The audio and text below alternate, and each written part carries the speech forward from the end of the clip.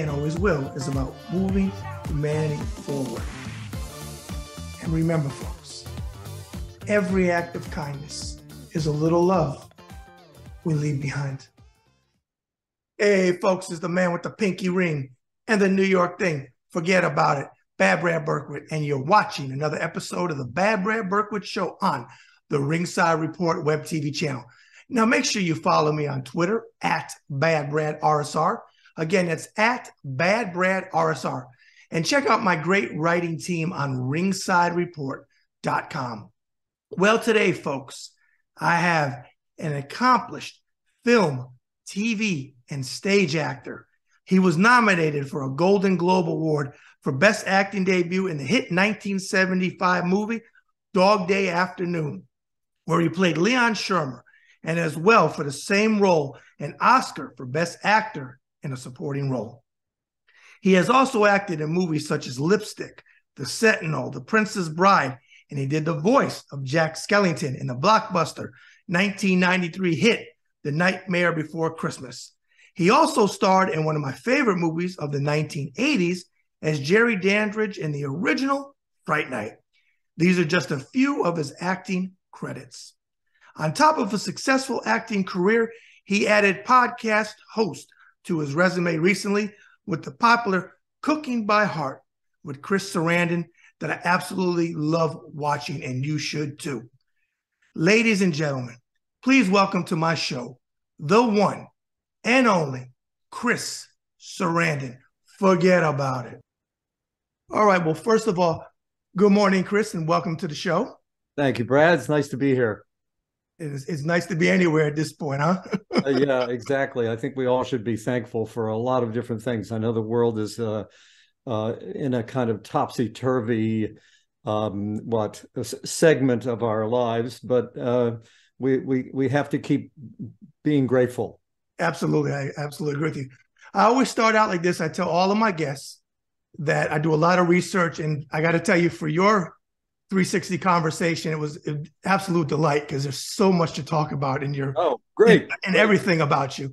But I always tell my guests, we know the internet, as I say, is not always correct. So if I have something wrong, please feel free to say, hey, Brad, it's actually this, because I want my interviews, 360 conversations, to be as factually correct as they can be. That's the military in me. You are working the good. You're fighting the good fight, Brad, because considering how much facts are in question these days, it's nice to know that somebody's after the truth.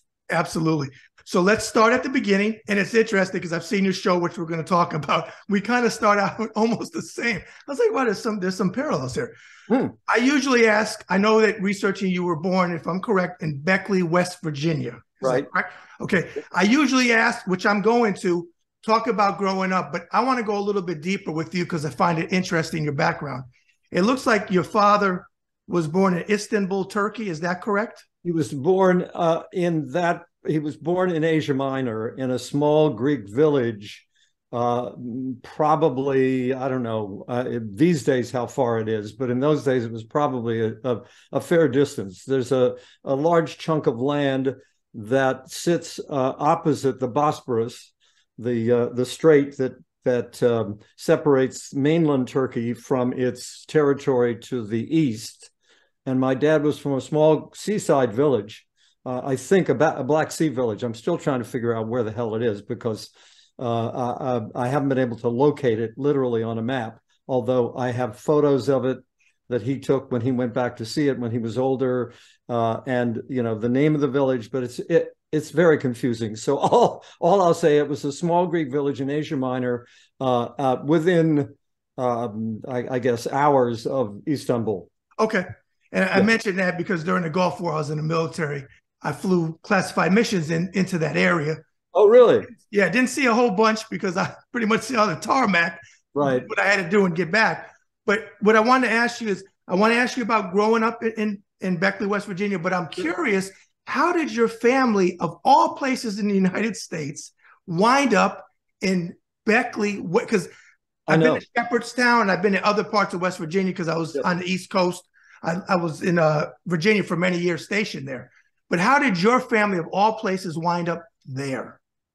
Well, the story is really kind of interesting. I mean, I draw parallels. There's a wonderful movie that the director Elia Kazan directed. Kazan was of Greek descent as well. His family his grandfather came from a small Greek village in Asia Minor, which is similar to my dad's. And although I don't know the sort of day-to-day how it happened, there's an interesting, perhaps apocryphal story attached to how my dad actually got first to the United States. He had been trying to come to this country for some time. He'd been from a fairly large family of 6 kids. When he was 12 or 13 years old, he was shipped off to an uncle's bakery in Romania because the family couldn't afford to keep all the kids. They were very poor. And my dad went to work in a bakery when he was 12, 13 years old, and in Romania, and then returned to Turkey after a number of years having worked there, and was looking for a way to get to the United States. He had a friend who lived here, but had no sponsor. Now, I don't know what the situation specifically was like today, but then you had to have an American citizen sponsor you to come over during that sort of tide wave of immigration in the 1920s, which was when my dad came. And he didn't know anybody here who was a citizen. He knew somebody here who was had a working permit, but not citizenship. And he kept going to the American embassy in Ankara, which is the capital. And they kept turning him down. He said, sorry, you don't have a sponsor. And one day, this is, again, family lore, he was walking out of the consulate and he looked down and there was a piece of paper on the ground and he picked it up and it was a letter. And the letter said, literally, and it was in Greek, it said, "Dear Chris, we're looking forward to you coming to the United States. When you get here, we'll meet you at the boat. We love you. Can't wait to see you." Signed somebody, very specifically where this person was from. And obviously in those days, there was no computer database. So he grabbed the letter and then realized, oh, I can't go back right now and show them this letter that is not mine, but could prove that I have family there. So he waited a requisite amount of time, and then he went back with a letter, and that got him passage to the United States. Now he had to pay for it himself, but now he had proof, right? So he takes the boat over. And in those days as well, I don't know if it's still the case, but you had to have a certain amount of money, like $25 to get off the boat so that you weren't indigent. And there were people on the boat. I remember my dad telling me this, and I was just dumbfounded. There were people on the boat who would lend you money if you had, say, maybe he had $5 left after he paid his passage. And they said, all right, give me the $5. Here's 25. When you get off, there's a guy over there. You give him the 25 back. So my dad got off the boat. He was allowed passage because he had his $25. And then whoever the contact was on the other side took the money from him. And then he immediately went to an automat in Manhattan because there were a number of Horn and Hardart automats. My dad used to eat at them. He told me about these places. Yeah, they were great. In fact, there was one still here in New York when I first arrived in New York, which was very exciting to me because I remember my dad telling me these stories about, washing dishes in the automat. And he went to the automat. He got a job bussing tables, washing dishes, spent a few months there. And he had a friend in a town called Clifton Forge, Virginia, which was directly across the border from West Virginia, another sort of railroad town, kind of coal mining town, but railroad town. He went to work for his friend for a couple of years. And then, the kind of ubiquitous immigrant story, he heard about a restaurant that was for sale in West Virginia. And he borrowed a little money from his friend, plus the money that he'd saved working at this place, his friend's restaurant. And he purchased a restaurant in Beckley. He then proceeded to bring his brothers over. They were working with him in the restaurant. He brought his whole family over. And that's how he ended up in West Virginia, in this coal mining town. Yeah. I know. Interesting. So kind of long No, no, story. that's interesting. No, I'm fascinated by that because, like I said, in research, I know your background. I know you talk about being Yeah. Greek, and I've seen clips of you talking about your father's restaurant. But I was curious, how did, of all places, wound up there? But okay, Yeah. now if you would, talk about. I know your dad had the restaurant. Talk about growing up there, please. Well, for obvious reasons, my life was pretty much circumscribed around my dad's restaurant because he worked there on alternate weeks because he had two brothers who were working there as well. One additional brother who died of peritonitis from an appendicitis back in the 20s. You know, Yeah. when diagnostic medicine wasn't as good as it is now, obviously. Right. And so anyway, so one week, his partner brother would take the morning shift. My dad would take the afternoon shifts. And then on alternate weeks, my dad would take the morning and my uncle would take the afternoon. So once a week, I'm sorry, every other week, I would eat dinner at the restaurant. And the alternate week, my dad would eat dinner at home. So I grew up being in that restaurant almost all the time. And by the time I was 9 or 10 years old, my dad said, okay, time to go to work. So when I had time after school or on weekends, he started me in the back, washing dishes and helping bus tables. And then as I got older, he let me move out front, bus tables again, but host and work the cash register, that sort of thing.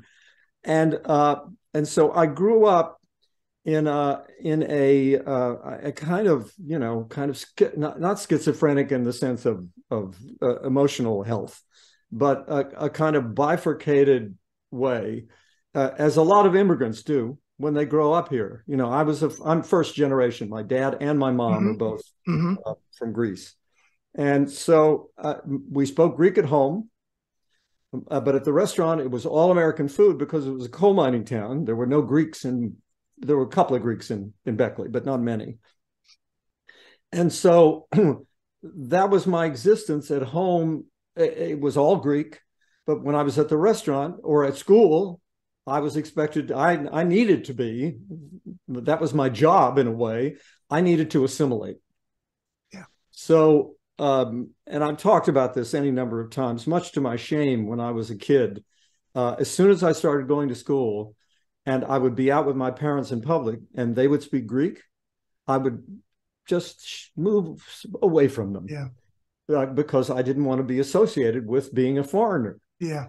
So growing up was, and it was a great little town, very healthy town, beautiful area in the Appalachians. The town, Beckley's right on a plateau, like 2,500 feet above sea level. So great summers, beautiful summers there, not really hot. Pretty brutal winters. And I'll give you an example. When I grew up, whenever we would go and get together with other Greeks, this would happen, maybe once a month because we didn't have a Greek Orthodox church in our town. So my parents would travel to another town where a lot of other Greeks would gather and there'd be a priest and he'd do a liturgy and then they'd have a galendi, a party with Greek food and dancing, Greek dancing. And my parents would lead me around to people and they would say, okay, tell them who you are. And I would say, I'm 100% American and full-blooded Greek. And that was the kind of double life I led, being 100% American, but also being full-blooded Greek. And much to my shame, again, I not only moved away from my parents when they spoke Greek, but also I stopped speaking. So now I'm hopeless, even though I grew up speaking the language.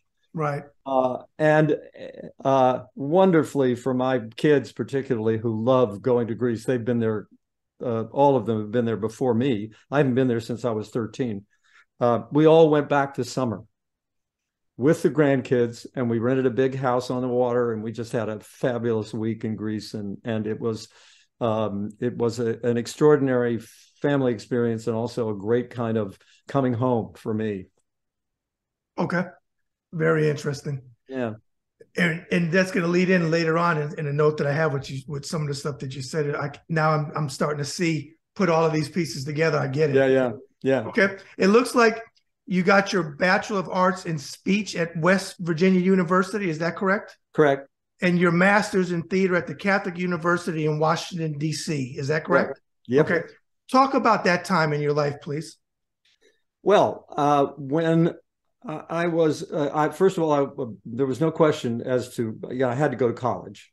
My dad, as is the experience with most immigrant families, they want their children to better themselves.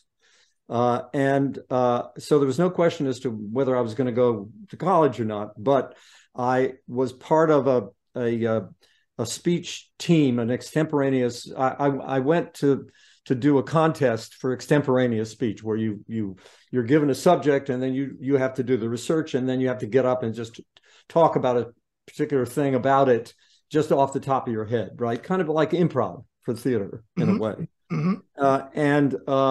I won a scholarship to the West Virginia University.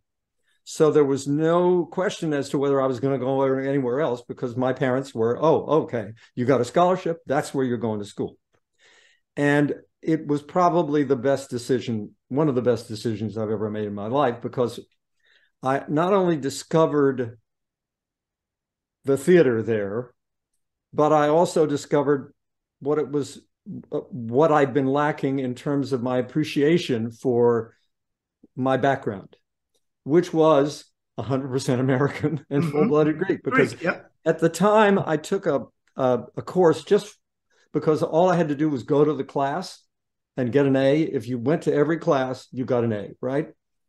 So, and it was called, I believe, 101 Scottish and Irish Ballads, which sounds like a very boring class, right? But the teacher had a book of these of old Scottish and Irish ballads, right? And what he did was he'd go up into the hollers of West Virginia with an old clunky tape recorder, and he would record people singing songs that had been passed down through generations of West Virginia families. Okay. Songs that are literally old Scottish and Irish ballads. So you'd be sitting there and you'd look at this book, and this book would say, this song is from a Norse ballad from the 10th century. It now exists in old Scottish songs. And you look at the words to the ballad, and he'd hit the tape recorder, and somebody'd be singing a song, plunking an old dulcimer, like a a stringed instrument, right? Some guy up in the hills of West Virginia, and he's singing the same song. And he's not singing it from looking at a book. He's been taught it by his father or his mother, and they were taught by their mother or father, going back endless generations, right? So I grew up in West Virginia, where people to a certain extent have a kind of inferiority complex because they're called hillbillies, right? Oh, I know. But the fact is that the music there is some of the oldest music in the world. That's where America's white soul music come from, which is country music, right? Right. We call it now roots music or whatever. And this guy was cataloging these songs from up in the hills, and I'm thinking, well, wait a minute. I've got recordings. I went to Greece when I was 13 and listened to, went to the Acropolis where they have dances, right? Where somebody comes out and says, ladies and gentlemen, these are these dancers, and they come out in these old pantaloons that are thousands of years old, literally, and they're playing goat pipes, like old satiric pipes. They're playing drums and they're doing these dances. And the narrator says, these dances are the closest dances we have to those that were danced on the plains of Troy when Achilles and suddenly these two kind of grand traditions of music and culture were joined in my mind. Suddenly I went, oh my God, this music, oddly enough, this music that I heard on the steps of the Acropolis, right? That's thousands of years old, it sounds eerily similar to this old guy up in West Virginia singing this song about the Gypsy Davy or whatever. This is all in this class that you're talking about. Yeah, well, but this is the kind of synthesis that I created from Right. it, Okay. which was, I'm not only part of this ancient Greek tradition, but I'm also part of this mountain tradition of great ballads that have come down through the Scottish and Irish tradition as well. And that this is nothing to be ashamed of. I have a unique, in a way, chance to look at both of these traditions and see them both in myself. And I became proud of being a hillbilly from West Virginia, but also a Greek from Asia Minor. Okay. Because I saw them as being part of the big human picture. This is what humanity has come from, and this is what great art has come from, right? So that was one experience that was just like, whoa, wow, this is a big kind of revelation for me personally. And then I also, at the time, was very active in politics on campus, and I was like the coordinator of homecoming weekend when I was a sophomore, and I had the leadership conference coordinator. I was kind of on a fast track to become student body president. And at the same time, I took another class that I thought was going to be fun and easy, because I was looking for good grades, because I was, trying to be popular, which was a theme of mine as well. And I took an acting class. And at the end of the first semester of the acting class, the guy who was running the class, the professor, said, I want you to be in a play. And I thought, look, I don't have time for this. I've got homecoming weekend. I've got this to do, and I'm busy here. And he said, it won't take much time. It's a small part. You get to wear a toga. So it might be fun. It was a production of Julius Caesar. And so I did it just for the hell of it. And I had a good time. And then he offered me a lead in the next show, which was, I remember very vividly, a play called Tartuffe by a French author named Molière. Mm-hmm. And it's a satire of evil and manipulation. He was kind of the Harvey Weinstein of his day. Yep. This guy Tartuffe. Yeah, great. Yeah. Like that, Harvey. And I got to wear a fake nose. Mm-hmm. And also the woman who was playing opposite me was Miss West Virginia. Not bad. So no brainer, right? There you go. Yeah. So I did that, and that was it. I was done. I was finished with politics. I thought, this is who I am. This is what I should be doing. And I quit the fraternity. I quit politics. I moved into a rooming house with a very sweet old lady who had an extra bedroom. And I just completely devoted myself to theater. Okay. And that's how my sort of path began, was this one professor basically who said to me, you're good at this, and it would be a shame if you wasted this talent. Okay. And he's the one who's sort of got me started, and I just threw myself into it wholeheartedly, and ended up going to graduate school. Right. And that was in DC. That's when you went to DC. Okay. Yeah. Now, it looks like after graduation, you toured with numerous improv companies and became very involved with regional theater. Is that correct so far? Yep. Yeah. It looks like making your, at least what I saw in research, making your professional debut in the play The Rose Tattoo. Is that correct? Yeah, that was my first. I was actually, that summer, I was working at that theater as a driver. Okay. And they needed somebody to play all the young guys in the plays that they were doing. So I was chosen, and it was an equity theater, and the Actors Equity is the union. Yeah. Oh, yeah. For actors, for stage actors, rather. Mm-hmm. For film and television, it's SAG. Yeah. And so they cast me in The Rose Tattoo with Olympia Dukakis. Oh, wow. Who was playing the character named Serafina. I forget her last name in the play, but anyway, it's a wonderful play. It's a play by Tennessee Williams. Right. And it was also, as you know better than me, it was 1955 hit movie with Anna Magnani and Burt Lancaster. Right. And Anna won the Oscar for it. Oh, wow. I've forgotten that. Yeah. And Olympia Dukakis was amazing in this part. And interestingly, it's a play about almost everybody is Italian. Mm-hmm. Except for the part that I played, a naval seaman. That was in the Navy. Yeah, I know. And so I had to put on lighter makeup while everybody else put on the dark sort of Yeah. Italian makeup. Hmm. And it was interesting. Okay. Now it looks like in 1968 you moved to New York City, correct? Yeah, that sounds about right. I had after I graduated from graduate school in, I guess it was 67, 68, around there. First I spent a year at the Long Wharf Theater in New Haven, Connecticut, where I was a member of the company. That was my first sort of steady job. I was there all year. And then my ex-wife and I, as a result of being at that theater, we got agents in New York, and we moved to New York and immediately started working. It was crazy, actually. I got a bit part on a soap On the opera. soap. Yep. Yep. Like a few months later, she got a soap opera, and then she got a movie, and then I got a Broadway show, and it was crazy.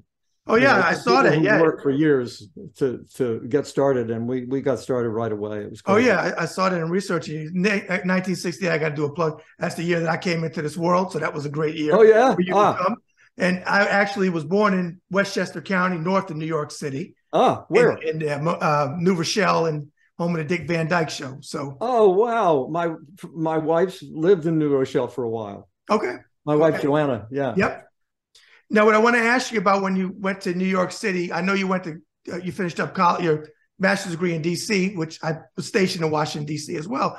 But for you going to New York City, was there any type of shock? Because New York City is unlike, for me, any other city in the United States of America. Oh, absolutely. And in the 60s, in the late 60s, I can only imagine how it was when you went there. So any shock, any stories, any funny stories? Well, New York at the time was not the kind of gentrified, or at least Manhattan was not the gentrified kind of monolith that it is now, where it's almost impossible to find an apartment, a one-bedroom apartment for less than $4,000 a month. Exactly. Our first apartment was at Riverside Drive and 72nd Street, which is the Upper West Side of Manhattan, really posh neighborhood now. But at the time, the park across from where we lived was called Needle Park. Yeah, Pacino made that Panic in Needle Park. Yeah, and from that, from the nickname of the park, Riverside Park, which was across the street, and it was a tough neighborhood. It was very difficult. Plus, it was in the wintertime, the wind off the river was like just brutal, and a woman couldn't walk the street in that area by themselves. I'd always walk my ex to the subway to go wherever she needed to go. The city was, was a tough, difficult place to live. But I had spent nearly 4 years in D.C., up in Northeast D.C., which is where Catholic U is. And that was considered at the time one of the toughest neighborhoods in D.C.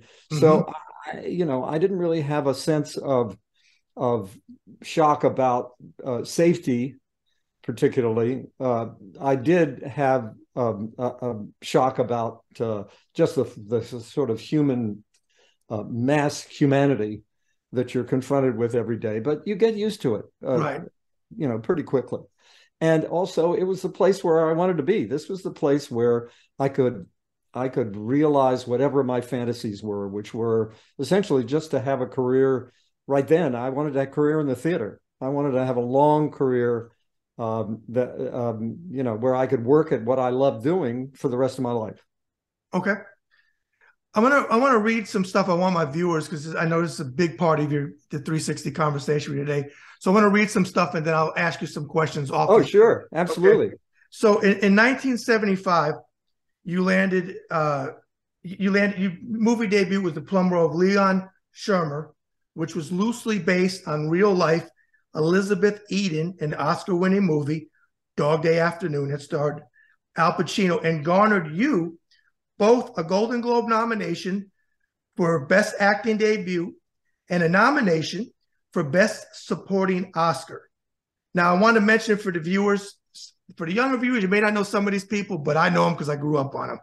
If you don't know them, research them, because it's very big in the entertainment industry. So in the category that you were up for an Oscar, you were up against George Burns for The Sunshine Boys, Brad Dourif for One Flew Over the Cuckoo's Nest, Burgess Meredith, someone that you went on to work with for The Day of the Locust, and Jack Warden for Shampoo. Those are all, as you well know better than me, Chris, all big actors, pretty big bad movies, dudes. big powerhouses. And George Burns won the Best Supporting Actor for Sunshine Boys that he played opposite Walter Matthau, which is a great movie. Right. So in researching you for our 360 conversation today, I saw a clip that you had me on the floor laughing about, and I'm going to quote you.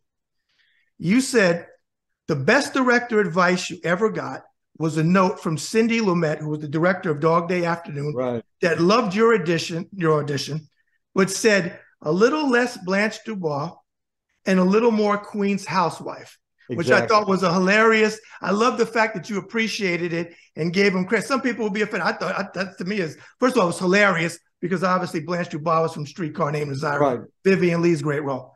Right. One other thing I want to mention for the viewers before I ask you about the movie was my assumption, which ties into what you said earlier, and I was wrong, is how you got into the role of Leon. I thought maybe you got with the members of the gay community back then, or observed, or maybe asked questions.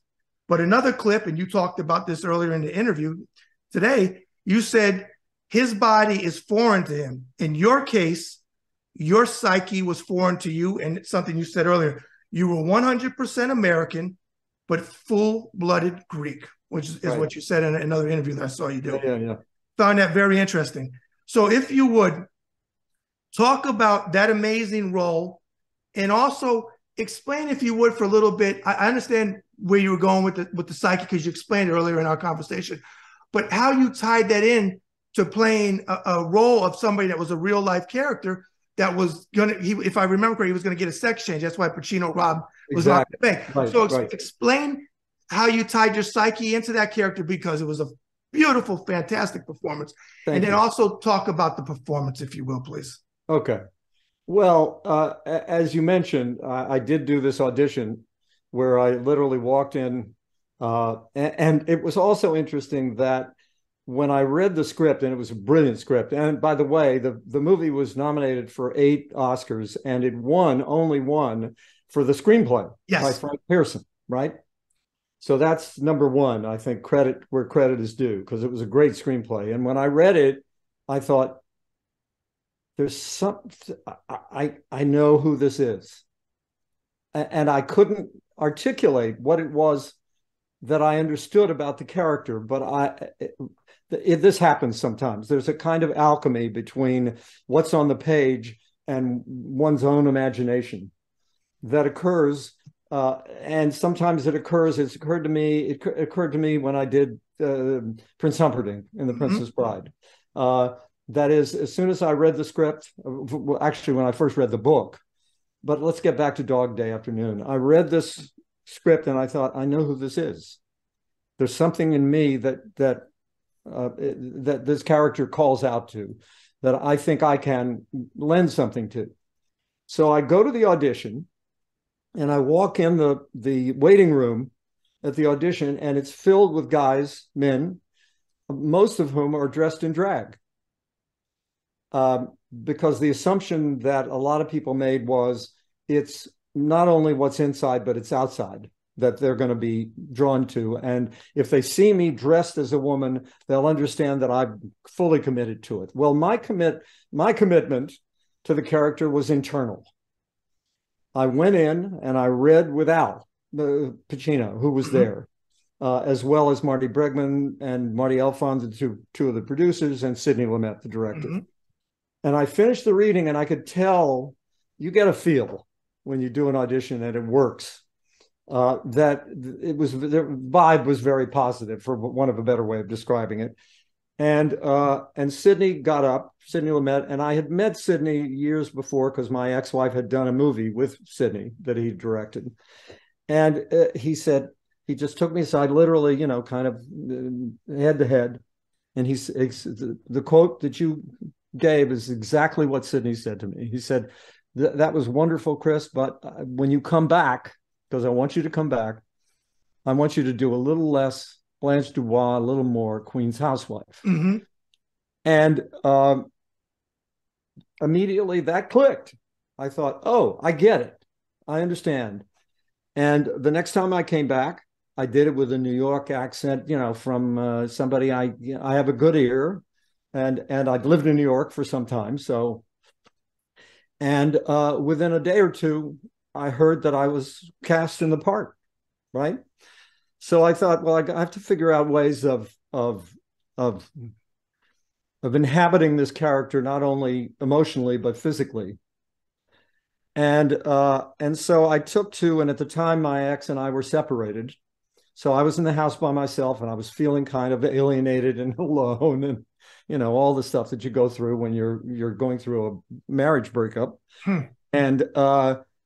And I decided, let me see if I can. I don't have any women's clothes because she's not here. I don't have anything that I can put on to kind of give myself that feeling of what I imagined this guy would be going through himself if he is intent on transitioning from male to female.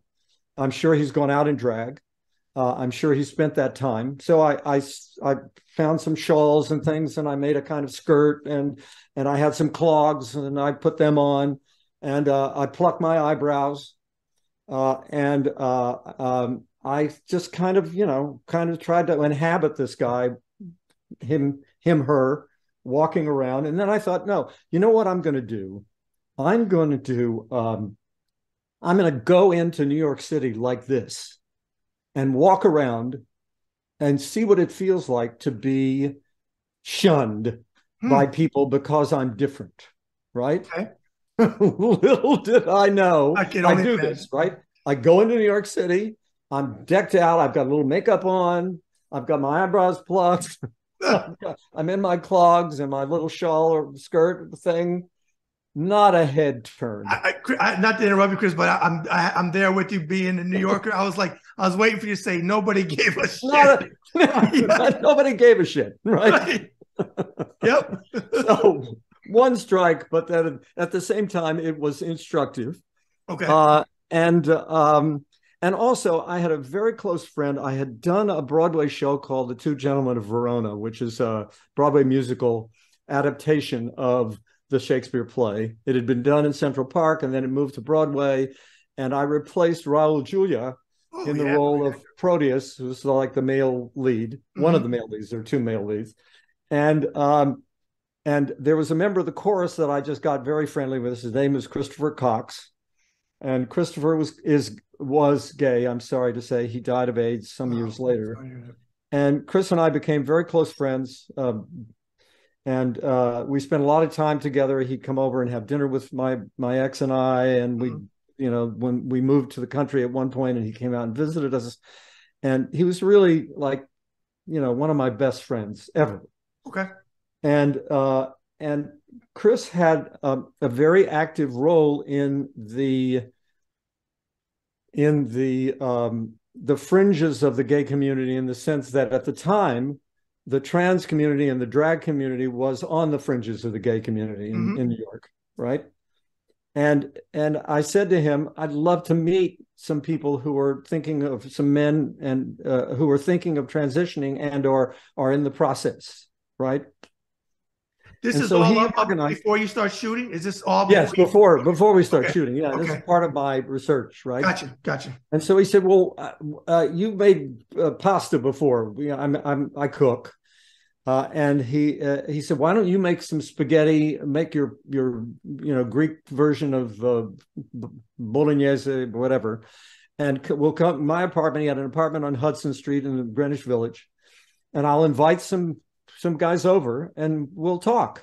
And I said, great idea. So the night comes and we're at Chris's apartment, and I cook the sauce, and there wasn't a lot of furniture in his place because he was a single male. And there's a knock on the door, and I was a little nervous, to be quite frank. I had never really, I'd spent a lot of time with Chris. I was not uncomfortable being with gay men. But at the same time, I'd never been with men who are transitioning and or drag queens. I didn't know how to talk to them. I didn't know how to, I felt self-conscious. Okay? Right, I got you. And the door opens, and there are, I think, 4 guys standing there, all in drag. One is 6'4" in heels, plus heels. Wow. The African American guy who called himself Wilhelmina. And then there was a guy called Jamie, who literally looked like a secretarial pool, very attractive, little sort of sundress. It was summertime. And then two other guys who were in kind of mixed kind of drag. And they all came in, introduced themselves. We introduced, we sat and we talked. And then we ate, we sat on the floor, as I recall, and we ate our pasta, and we're kind of, small talk. And I started asking them questions about, when did you know that you were that you were in the wrong body?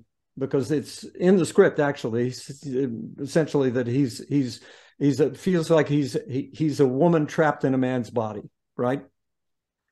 And and I said to Wilhelmina, I said, when did you know? And he said, I knew when I went to see King Kong. And I looked up and I saw Fay Ray. And I said, I want to be her. And I thought, wonderful, but that's not my character. That's not who I am. Right. And then I turned to Jamie, this guy who, for all intents and purposes, this was a young woman to me, physically. She embodied it. She had long hair. I believe she had started some hormone therapy, so she had small breasts. And we're sitting and we're talking. And I asked her when she knew that things were different for her, that she was in the wrong body, right? And she said, it was Halloween and nobody was home. So I went in and I got some of my mom's clothes and I put on some makeup. My hair was a little long anyway, and I was going to go out on Halloween night. And I'm all dressed in drag, and I walked down the steps, and my aunt walked in the front door. And my aunt looked at me and said, Jamie, where do you think you're going dressed like that? And Jamie said to me, Auntie, it's Halloween. And then she said to me, it's been Halloween ever since. And and one of the things that struck me about her was that as I'm talking to her, I'm totally convinced that I'm speaking to a young woman. Okay.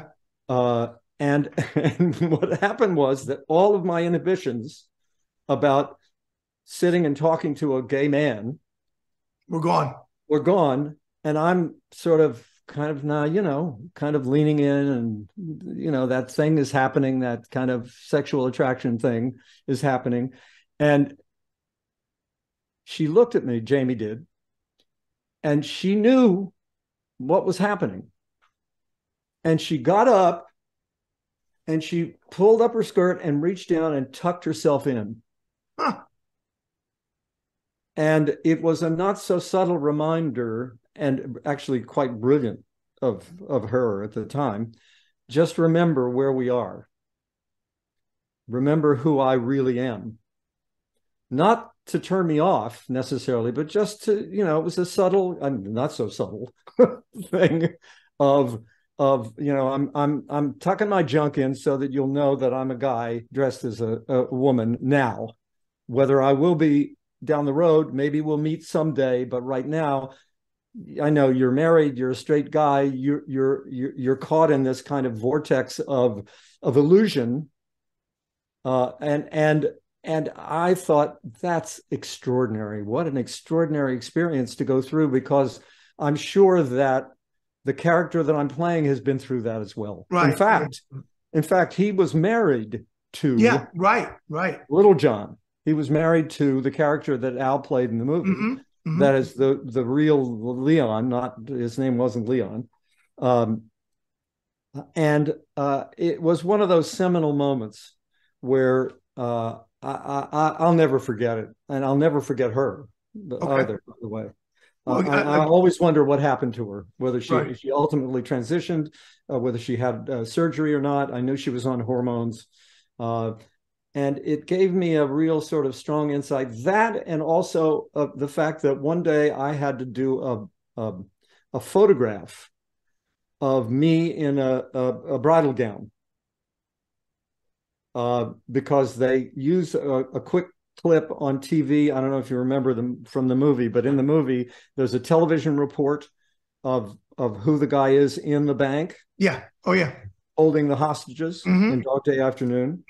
And they put a very quick photograph up of me dressed in full wedding drag, and then report the fact that they were married by a priest and that they're actually married. And the day that we were doing the shooting of the wedding gown, and I remember vividly, I'm up there and I'm in full drag. It's the first time I'd ever been in drag in my life. And I was a little self-conscious, but there was nobody around because they were shooting down on the street below, and we were upstairs in the holding area of the movie company. And I'm standing in front of, like there's a roller sheet behind me, and the photographer's taking shots. And one of the guys from the crew comes by and look up and goes, "Hey girl, how you doing?" I didn't say anything. And he said, "What you doing later?" He tried to pick me up. And I thought, I got it. There you go. I did it. There you go. Okay. And parenthetically, and I have to just add this story, I showed my mother this photograph of me in the wedding gown. My mom, who was the least judgmental person in the world, and she just looked at it and she thought it was just the greatest thing in the world. She just thought it was fabulous. She said, "Can I have this? I want to show it to your uncles." So I said, "Yeah, sure, Mom." So she takes the photograph with her when she goes to see her family the next time. And a couple of my uncles, my mom said, "Oh, when I was in New York seeing Chris, I went to a wedding. It was a very sweet Greek girl. And they gave me a photograph of her, and she showed them the photograph, and both of my uncles looked at it and said, 'Oh boy, what a dog.'" So my transition was not necessarily a turn on to my uncles anyway. Okay. Yeah. Let me ask you this. I know mostly I want to go in a different direction, and just a quick first thought, if you have any, if you worked with him at all. I know everybody always asks you about Al, and full disclosure, Al is my favorite all time. I got Al stuff all over my house. Oh, yeah. But I don't want to ask you about Al because everybody asks you about Al. So what I want to ask you is, I want to ask you about Burt Reynolds' good friend and fellow actor that he put in a lot of his movies, and you had that great scene and he played a cop in the movie. I want to ask you about two actors, but first I want to ask you about Charles Durning, because you had that great scene with Charles when you clutch your robe or whatever, and the cop behind you laughs when you're telling your story, and Charles Durning gives him a look like, "What the fuck are you laughing at?" or whatever his thing was. I don't remember the whole scene, but I remember that part. What's the first thought working with Charles Durning? Well, Charlie was, he's no longer with us, sadly. Right, I know. First of all, he was a really interesting guy. Highly decorated, by the way. You know this, yes, sure. A veteran, right? Yes. Yeah. And he talked a little bit about that. I didn't get into it that much with him, but he talked more about he had an extraordinary film collection. Charlie did. He was a real aficionado of old Hollywood movies, and he had a very large collection. He was very well read, Charlie, but at the same time, he had this. I think of him as not from Dog Day necessarily, but for instance, one of my favorite roles of his is Tootsie. Tootsie, I knew you were going to say Tootsie. Yeah. And Charlie had that twinkle, is the only way I can describe it. He had that wonderful kind of, I'm with you, but I'm also, I know what the real score is, but I'm still talking on this level with you, but I'm thinking on lots of different other levels, right? Okay. He was that kind of guy. He was really smart and interesting and a lovely human being. Okay. Yeah. And the other one I want to ask you was Al's buddy and chum, and they went way back, and we lost them far too young at the age of 42. John Cazale. What did you? I don't know if you had any scenes with John, but do you have any memories of John from the set? Well, I don't have as many memories. I don't have any memories of John from the set because I was never on their set with them. But I worked with John before Dog Day Afternoon. Okay. I was a member of the resident company at the Longmore Theater, one of the regional theaters, and John was in the company that year. and we did like 5 plays together, including a play called The Indian Wants the Bronx. Al was in it. And he and John played the Indian in The Indian Wants the Bronx. And Harvey Keitel and I were the 2 young hoods in that play. So I knew John from there. And we also did a number of other plays. I won't enumerate them. But anyway, I got to be a good friend of John's that season. And the thing about John was he was one of those unique human beings who thought just always a little outside the box, so that his take on not only roles, but on life was always, and I say this in a very positive way, by the way, that he was not a mainstream kind of thinker. Right. John was always sort of a little on the edge all the time, and his choices as an actor were very much that way too. So he was real inspirational to me because I was younger, and it was my first season working. Well, I'd done it earlier with Olympia in that theater, but this was a real kind of, sort of New York adjacent theater. A lot of people came from New York to see the plays. A lot of New York actors were in the company, and it was my first kind of brush with this really interesting, unique guy. And I think I hope some of his off-centeredness rubbed off on me, because I was I was not an off-centered guy. Okay. Yeah, but he was really an interesting guy. Oh yeah. Did you ever see the documentary that they did on him? It was only about a 40-minute documentary. No, I've never seen it. I'll get it to you, guy. Oh, recommend it. Yes, please do, because I'd love to see it. Yeah, it was good. One more question I want to ask you about Dog Day, and then we'll go further. Sure. Would you think 47 years later, and my dad in 77, we moved to Florida. My parents. Oh, one thing I do want to say, because I know that the viewers are going to ask. I have no questions on the paper, and I don't want to get into it, but you keep referring to your ex. So I want to say for the viewers that are going to ask me or leave a question on the video, the ex is Susan Sarandon. That's all I'm going to say, because you keep saying ex. And okay. So, right. So they'll ask me, and so they know. But 47 years later, my dad 2 years later took on Anita Bryant on Miami Beach when she took on the gay community, and my dad was a pioneer in that effort to push back on her. Oh yeah, I'll have to send you some stuff that'll just blow your mind. Bless your father. But yeah, he took her on when it was not the popular stance. Now, was there a particular reason why he did? Because he was for anybody that was a minority. He was my father is Jew. My father's gone, God rest his soul. Right. That's the Jewish side. My mother, she's gone to, is the Italian side. Oh, I see. So he was for the underdog. Whether you were at that time, they used to say Negroes. He was for the African American community. He was for gay people. He was for whoever was marginalized. He fought, and he didn't just use his voice. He went out and he fought. Right. So my question to you is: 47 years later, would you think that we would be going backwards with the LGBT now, because it wasn't called the LGBTQ community then, it's called the gay community. Yes, right. That we would be going backwards all these years later when we made strides forward, and now we're going backwards. We just had to have the thing passed, which did more because of the Democrats for the Fair Marriage Act. People don't realize that they also have interracial marriages in there, because I'm in an interracial relationship. So they don't understand that, because they're not deep thinkers. They hate everybody. Right. But my question is, would you think 47 years after this movie and this character that you brilliantly played, we would be going backwards? Quite frankly, no. I mean, when the Supreme Court declared that gay marriage was legal, I thought, well, finally, okay, now we're on the right road. The country has at least an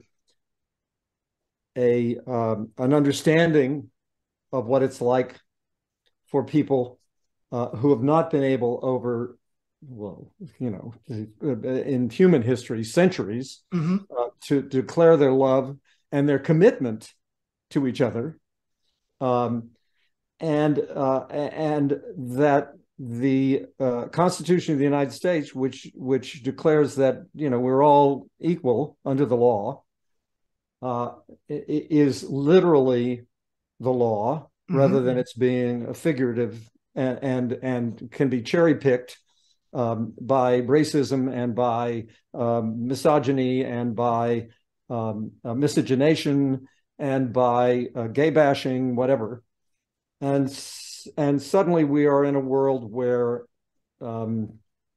it does look like we're going backward. I'm hoping that, first of all, the midterm elections were an indication that this sweeping kind of intolerance that's occurring in the culture is being put, the brakes are being put on it by the sane majority of the population.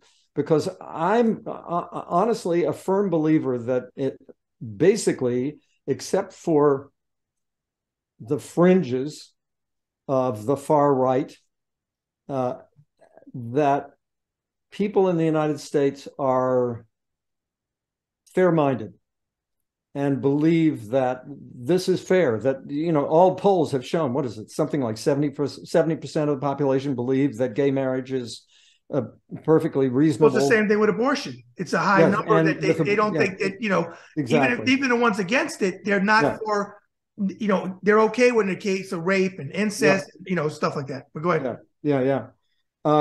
So I'm somewhat heartened by, for instance, the Senate finally passing the Fair Marriage Act. Is that what it's called? I think so. Yeah. And that the House passed it as well.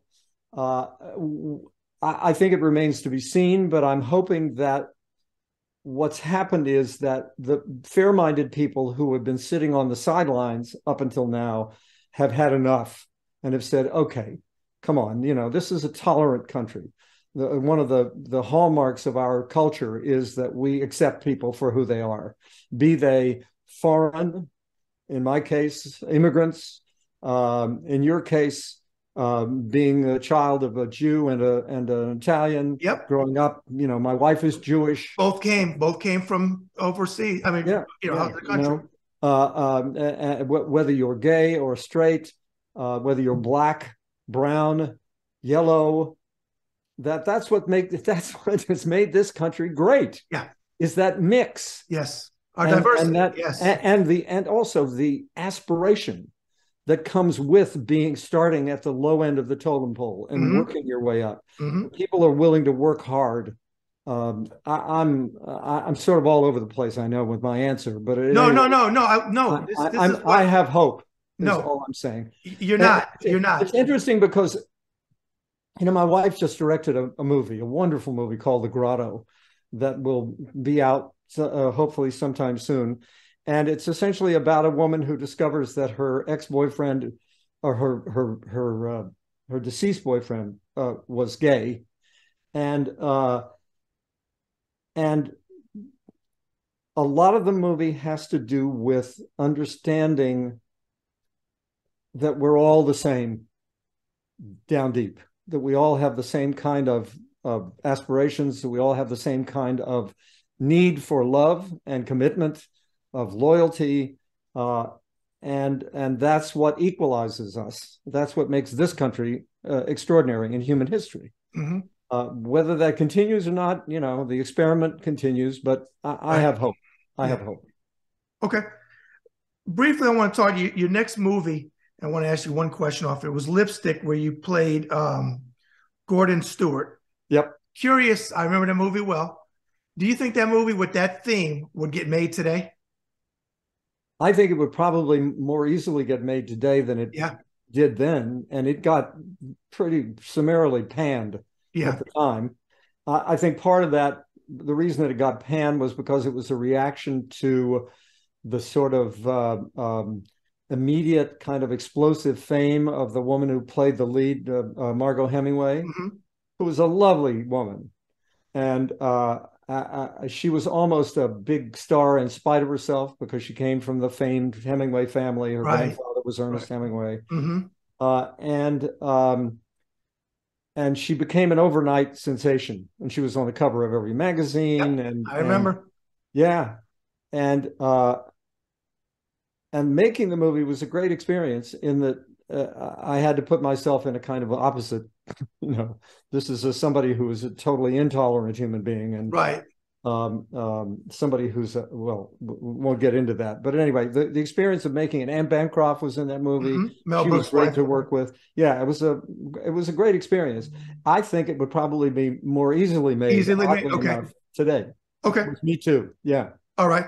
And one more movie in sequence I want to talk about, because having an acting background, my dad, another thing we have in common, my dad acted, didn't have the success that he wanted because he didn't have the patience to do it, but he went out to California, did all that stuff. You gotta have patience. Yeah. Yeah, he didn't have it. But your next movie in 77, which I remember well, was a horror movie, The Sentinel, which had an all-star cast, something, as you know better than me, Chris, a lot of 70s movies did. In that movie, you played Michael Lerman. What I want to ask you about that, out of curiosity, a couple of things, and it's always interesting when I do these interviews. It's my favorite thing to do these days. Is you talked about Riverside Drive, living on Riverside Drive. I'm going to tie that in a minute. Yeah. One of the actors you work with was somebody that my father, God rest his soul, used to get stopped on the streets in New York City because in their younger days, they really did look alike. And my father passed on July 2nd, 1998. I got this gentleman's address. I'm going to tell you who it is in a minute.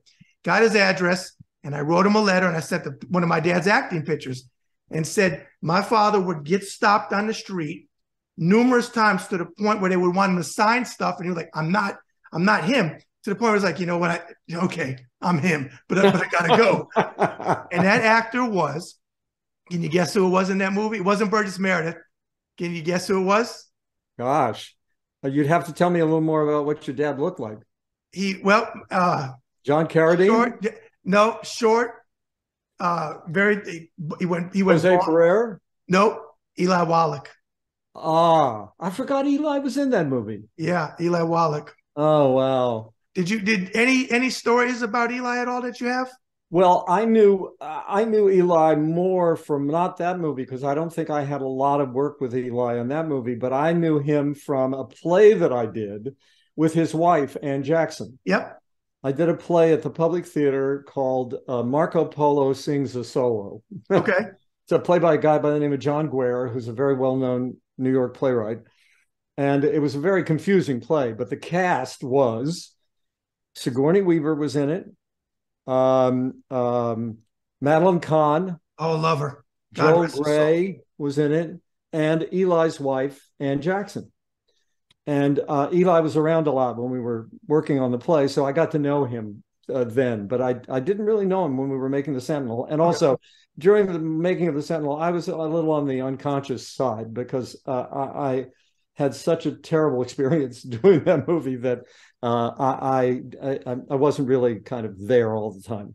Don't tell me Ava Gardner hit on you, because she liked. No, I had no scenes with Ava Gardner, unfortunately, because she was my first crush when I was a kid. Don't let Frank Sinatra know that back there. I know. Watch out. He'll send the boys after me. Yeah. Okay. No, she was my first crush. She did a movie when she was younger called One Touch of Venus. And she was unbelievably beautiful. Stunning. And when I was a teenager, I was just completely smitten by her. I just thought she was just the most ethereal, gorgeous thing I'd ever seen in my life. Okay.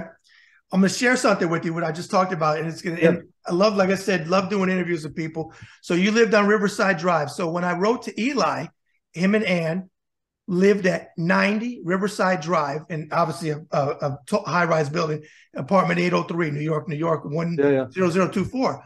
So it led to a pen pal friendship. I got a Christmas card every year from, he passed away in 2014, lived to be in his 90s. And this, I don't know if you can see it.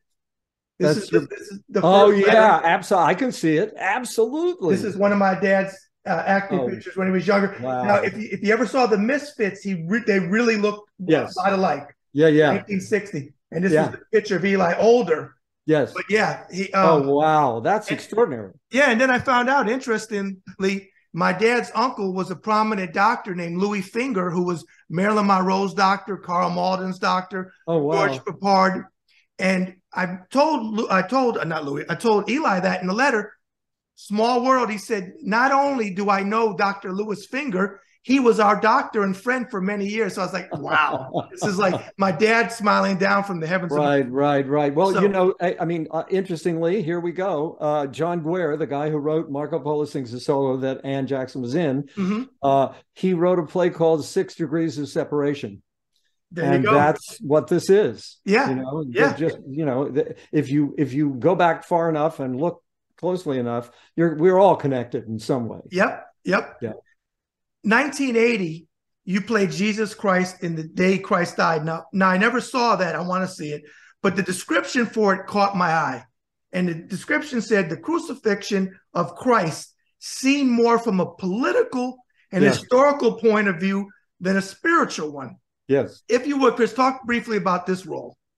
Well, first of all, there was a big kind of controversy about CBS, the major network, doing this as an Easter special, because it treated the story of the betrayal of Judas and the crucifixion itself from the standpoint of the politics of the time, which was that the Sanhedrin, the group of, and I may be slightly off in my, because we made it a long time ago, but at any rate, as I recall, it was the Sanhedrin, the group of Jewish elders, priests, who were in a way in a kind of political alliance with the Roman authorities, and that they were responsible for Jesus ultimately being pointed out as a seditious character, because he was a threat to the Sanhedrin, as their authority as well, because he's the one who went into the temple and cleared out all the merchants, right? And it was not in the Sanhedrin's interest to have this messianic figure around. That was the point of view of the movie. That was the way the book was written as well, and it was very controversial.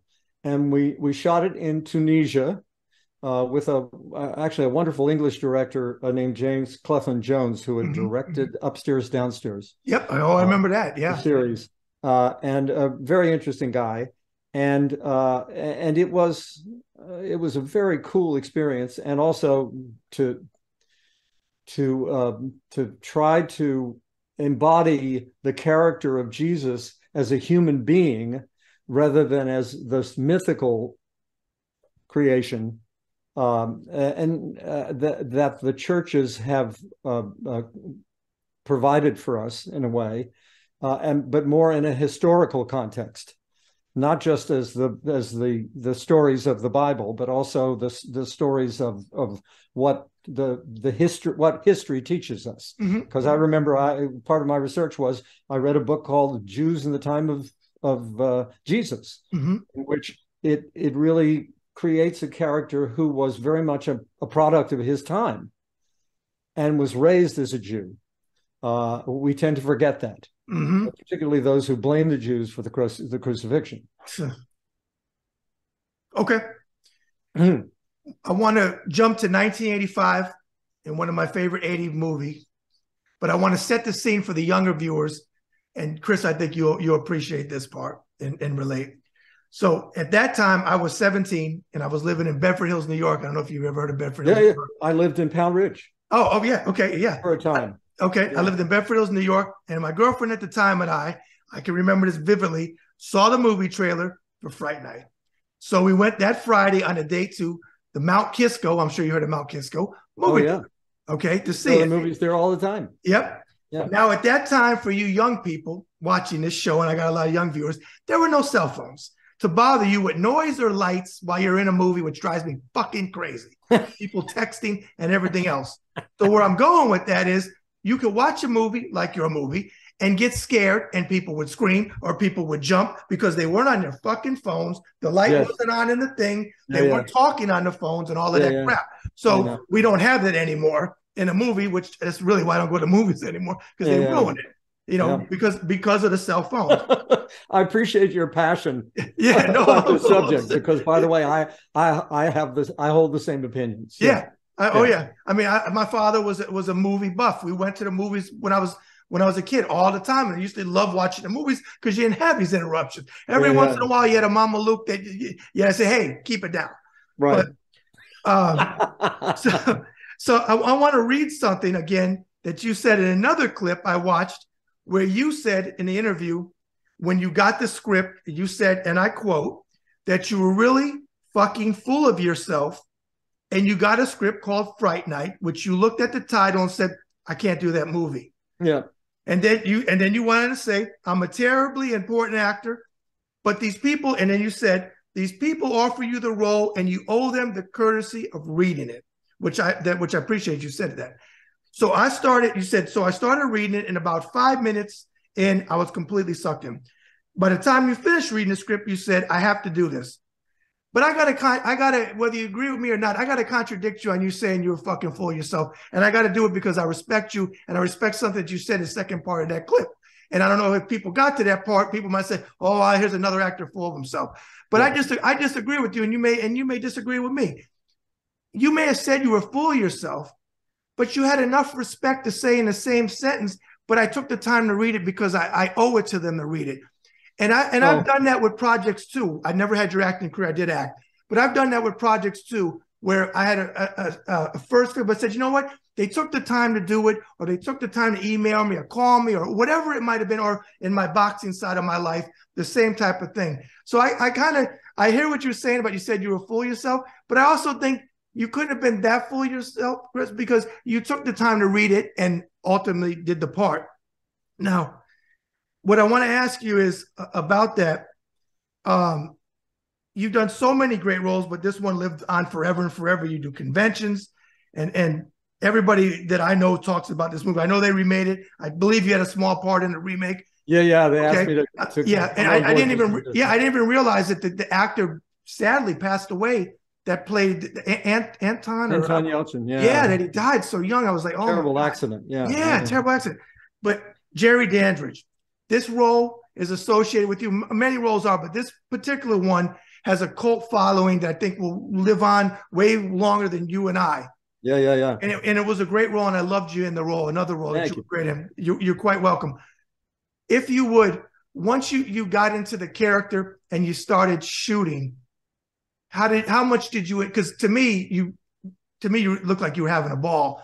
And some roles you could tell, some roles you can't. But this role, for me, it looked like you encompassed the character and you were having fun on the set. And I know you're friends with Bill and Amanda to this day because I watched them on your show. Yeah. How much fun were you really having on that set? Oh, very much. I mean, when we weren't, it's interesting because the director, Tom Holland, who's also known for directing the original Child's Play, the Chucky movie, Thinner, a bunch of other stuff. He's a Psycho 2. He's a wonderful, wonderful director and still a very close friend of mine. And Tom was an actor when he was younger. Okay. So he was trained in a certain way, and he used that training in our approach to the movie. I mean, you might think that if you're making a movie about a vampire and the boy next door who sees the vampire, the boy who cried wolf, and, it's a very sort of mythic kind of archetypal kind of setup. And it's a quote unquote horror movie, vampire movie. But Tom approached it from a very personal level. That is, who are these people? We spent weeks rehearsing this movie in terms of the human stakes, because one of the things that he encouraged me to remember, and that I always try to bring to my roles, is that these are not cardboard characters. These are human beings. So why are they doing the things they're doing? What's spurring them on? What are their needs? What are their wants? And we spent a lot of time doing that. And so I had a real sense that I was working as an actor and not as a kind of cardboard cutout of a vampire, number one. A guy who had a sense of his history, a guy who also had regrets for some of the things that he had done over the centuries, but at the same time would not have traded it for anything because he had all the power that he ever wanted, and was an all-powerful being, except for a few exceptions, which are pointed out as we go on in the movie. And also that Tom's approach was brilliant because he decided one of the reasons why he wrote the movie was that he loved that genre. He loved the horror genre, and particularly the vampire genre, and that he felt that it had fallen on hard times. Mm-hmm. Because the movies that were coming out at the time that we made it were Love at First Bite, and movies that were making fun of it. Right. And Tom thought, well, what's a way to do it for a modern audience so that we have a good time, that there are some laughs in it, but we don't make fun of it. We're not winking at the audience saying, hey, you know, we're playing with these characters. These are real characters, but we're having fun with the genre by turning some of the conventions on their head.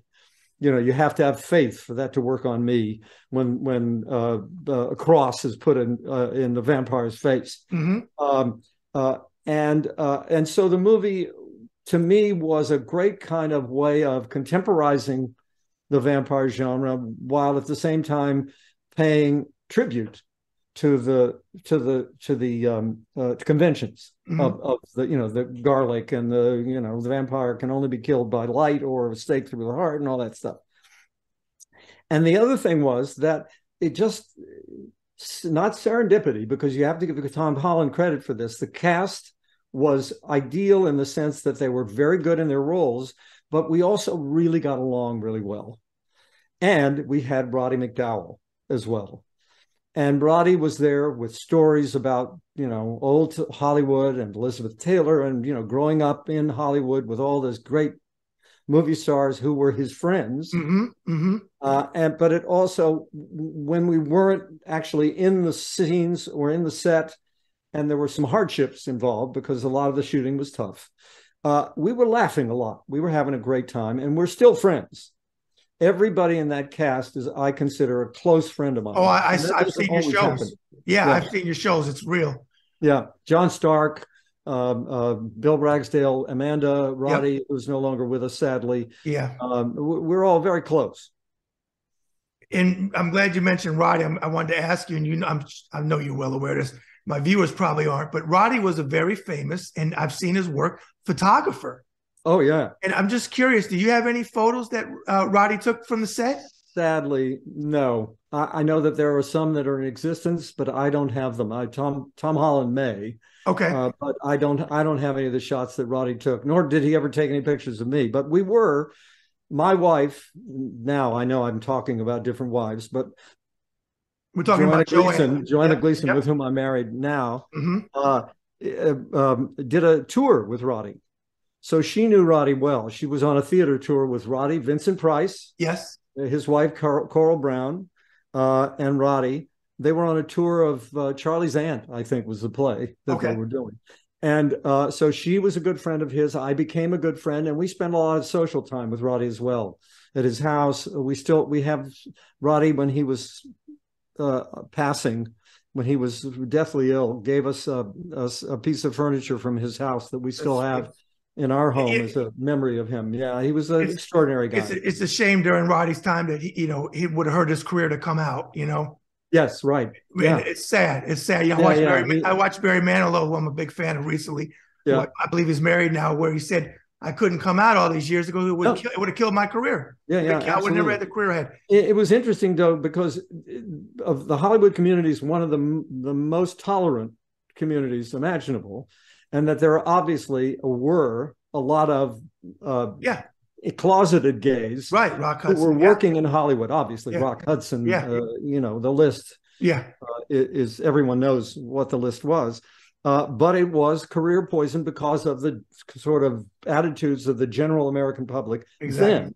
Right. Now, that's changed, I think. It has. That's something that's changed for the positive. I agree. Now, one more thing I got to talk about Fright Night, and I think you'll probably laugh. So timing is everything. I think you would probably agree with that statement. So full disclosure, we set this interview up maybe about 2 weeks ago before the Thanksgiving holidays. Yeah. So the Jewish side of me sees a clip of a guy who's running for Senate, who the Jewish side says he's a Meshuggah, and then the Italian side of me says this guy's a Mameluke. Of all people, of all movies, this fucking guy says, I'm going to name him in a second because you know who he is.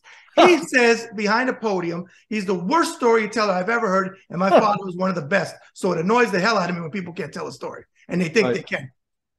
Herschel Walker says, I watched this movie the other night, and it was called Fright Night, Freak Night, whatever. And there was this vampire, and he was in a black suit like Raphael Warnock, and he was clean. God. And did you know a werewolf can kill a vampire? And I'm like, are you fucking kidding me? Everybody, I'm so glad that they do. I don't know if you saw that commercial. I have to send you all stuff. Did you see the one with the headphones where they have them? Because I have a lot of political people on my show. Yeah. They have people, women, men, black, white, with headphones watching these clips. And one of the clips was that one talking about Fright Night. And somebody's like, what the hell is he talking about? A werewolf. So when you saw that, I would assume you and Joanna saw this clip, or somebody sent told me. You. Yeah. Okay. Somebody probably said, what went through your mind? I just thought, all I can say is this only confirms what I thought about Herschel Walker. Yeah. Which is that he is totally unfit for representing us in the United States Senate. Yes, I agree. Okay. Another film classic, 87. You mentioned it, The Princess Bride, where you played Prince Humperdinck. Is that how you say it? Yep. Okay. Rob Reiner directed. Great. Another classic film. Yeah, wonderful movie. Love the story that you told, because I said I watched some of your shows. We're going to talk about your show here in a minute, where your kids wanted to meet a giant. And you asked Andre the Giant if he would meet, and he said, sure, boss. And I watched a documentary a couple of years ago with Debbie about Andre it would touch my heart because of the health problems he had, and that he was such a giving person, and how they manipulated him, a lot of things they did, but he was such a beautiful human being, just a good spirit. In a brief thought, what does that, because that's another one that you get, I think you probably do conventions on stuff. That role lives on and on and on. What does that role mean to you? Well, first of all, just the fact that I got to be involved, because I had read the script, not the script, but the book, the original book that William Goldman wrote. Forgive me, that's my fax line ringing. But Rob Reiner was not involved originally. Robert Redford owned the book. Oh, okay. And my ex, Susan, had been doing a movie with Redford called The Great Waldo Pepper, and he'd given her a copy of it. And then he very kindly offered us his place to take a break for a few days. So we went to Sundance, and we were hanging out and just, relaxing, because we were both exhausted. I'd been doing a play, and never mind. So we both read the book, and I just flipped over the book, and I just thought, I love this book. I'd love to see this movie made. I'd love to be in it. And jump cut to years later, Rob has the book. He's gotten the option from William Goldman, and I get to audition for it, and I get to be in the movie. So first of all, a dream come true. And secondly, also just to be involved in a movie where that the director knows exactly what the tone of the picture is. Mm-hmm. And I'll illustrate what I mean, because it was similar to Tom Holland in the sense that there are certain things that you can do straight and get away with, thrillers, adventure, love stories. But this movie was sort of a combination of all of that. It's an adventure. It's a tribute to all the old adventure movies, the great Hollywood movies of the 30s and 40s. The Errol Flynn movies. And Rob knew that William Goldman's, who was one of the great screenwriters of all time, Oscar-winning screenwriter, had touched on something very important, which was that he loved those movies, but he also was able to do little things that made you go, I recognize that from this movie. I recognize that from this movie, that we're not making fun of it. Right. We're having fun with it. Mm-hmm. And the audition that I did, I came in and I did the scene with Buttercup where I asked her to consider me, Prince Humperdinck, as an alternative to suicide. Right. And it's a funny idea, right? And I played it totally straight and with all sincerity, because that's who Humperdinck is. He knows how to sell being sincere, because underneath it, he's a motherfucker. Right. He knows exactly what he wants. He knows Yep. what he wants in the future. He's got his life planned out. His father's going to die. He's going to take over. He's going to create a war by using this girl. He's got it all laid out. But in order to do that, he has to convince her of his sincerity.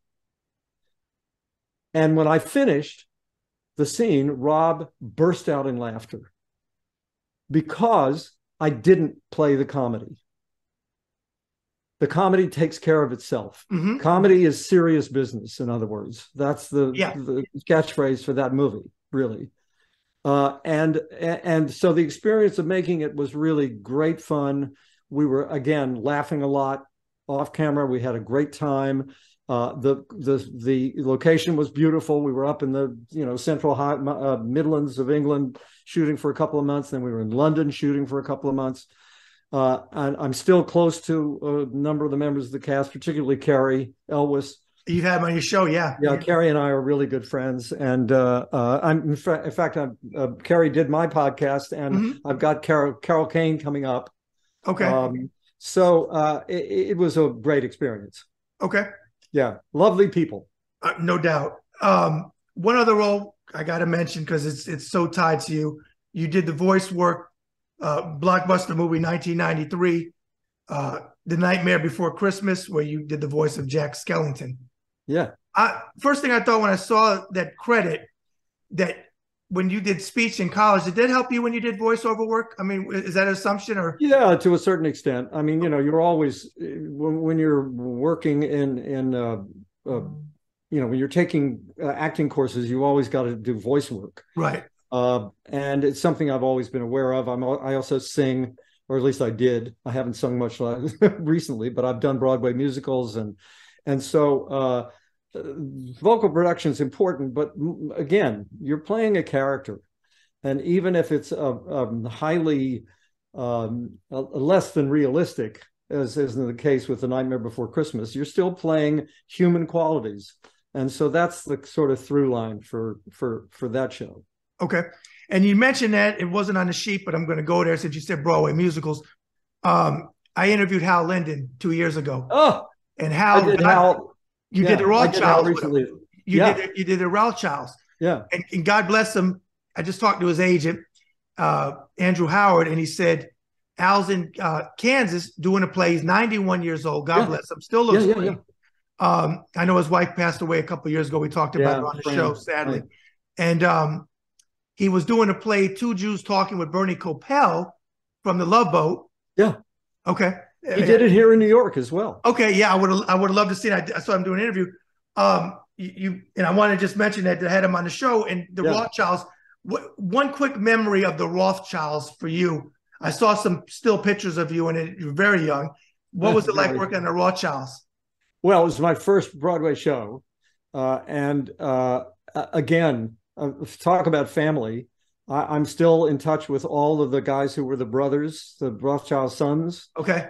And with Hal. And he won a Tony, right? Didn't he win a Tony? Hal won the Tony for that show. And I just did, like 3 or 4 months ago, I did my podcast with Hal, and his is coming up on my show. Okay. Recently. He's remarkable. He's 91. 91.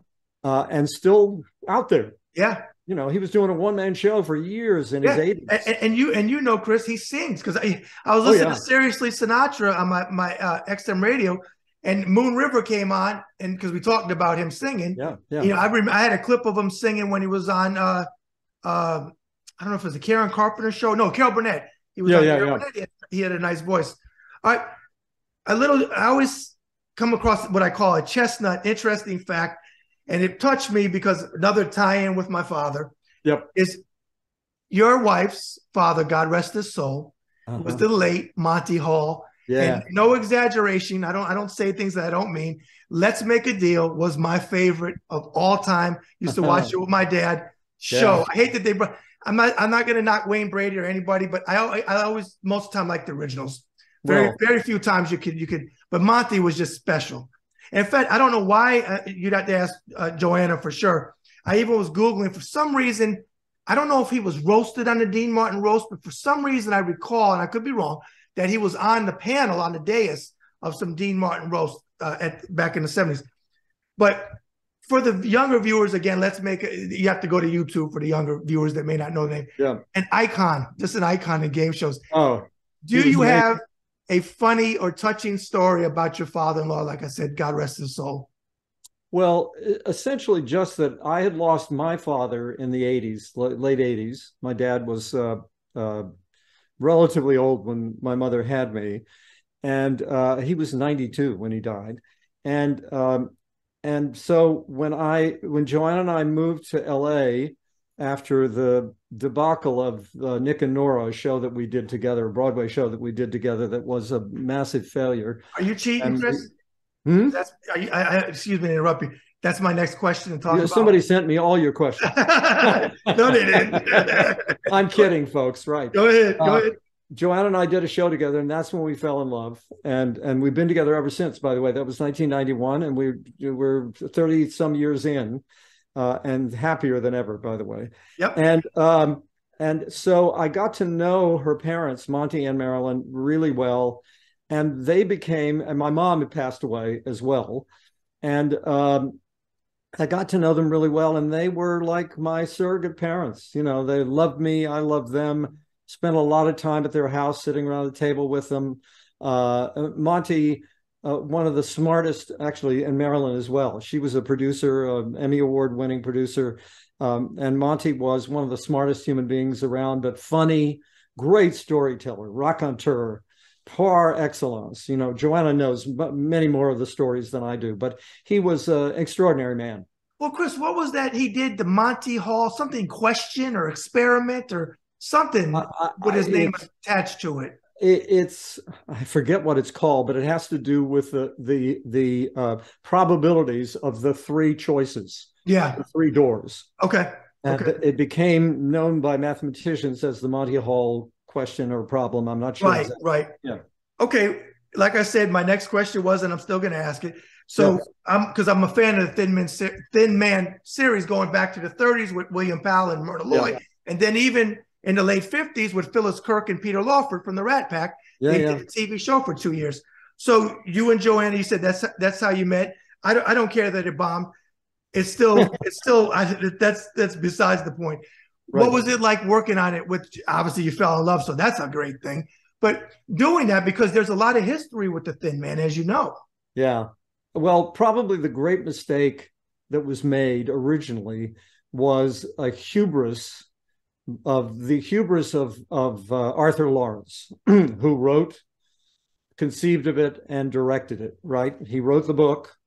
The music was by Charles Strauss, who wrote the music to Annie, who's written a bunch of Broadway shows, a great composer.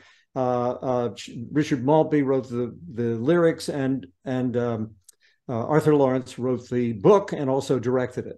Now, Arthur was in theater history, you know, one of the great sort of figures. He wrote the libretto, the book to West Side Story.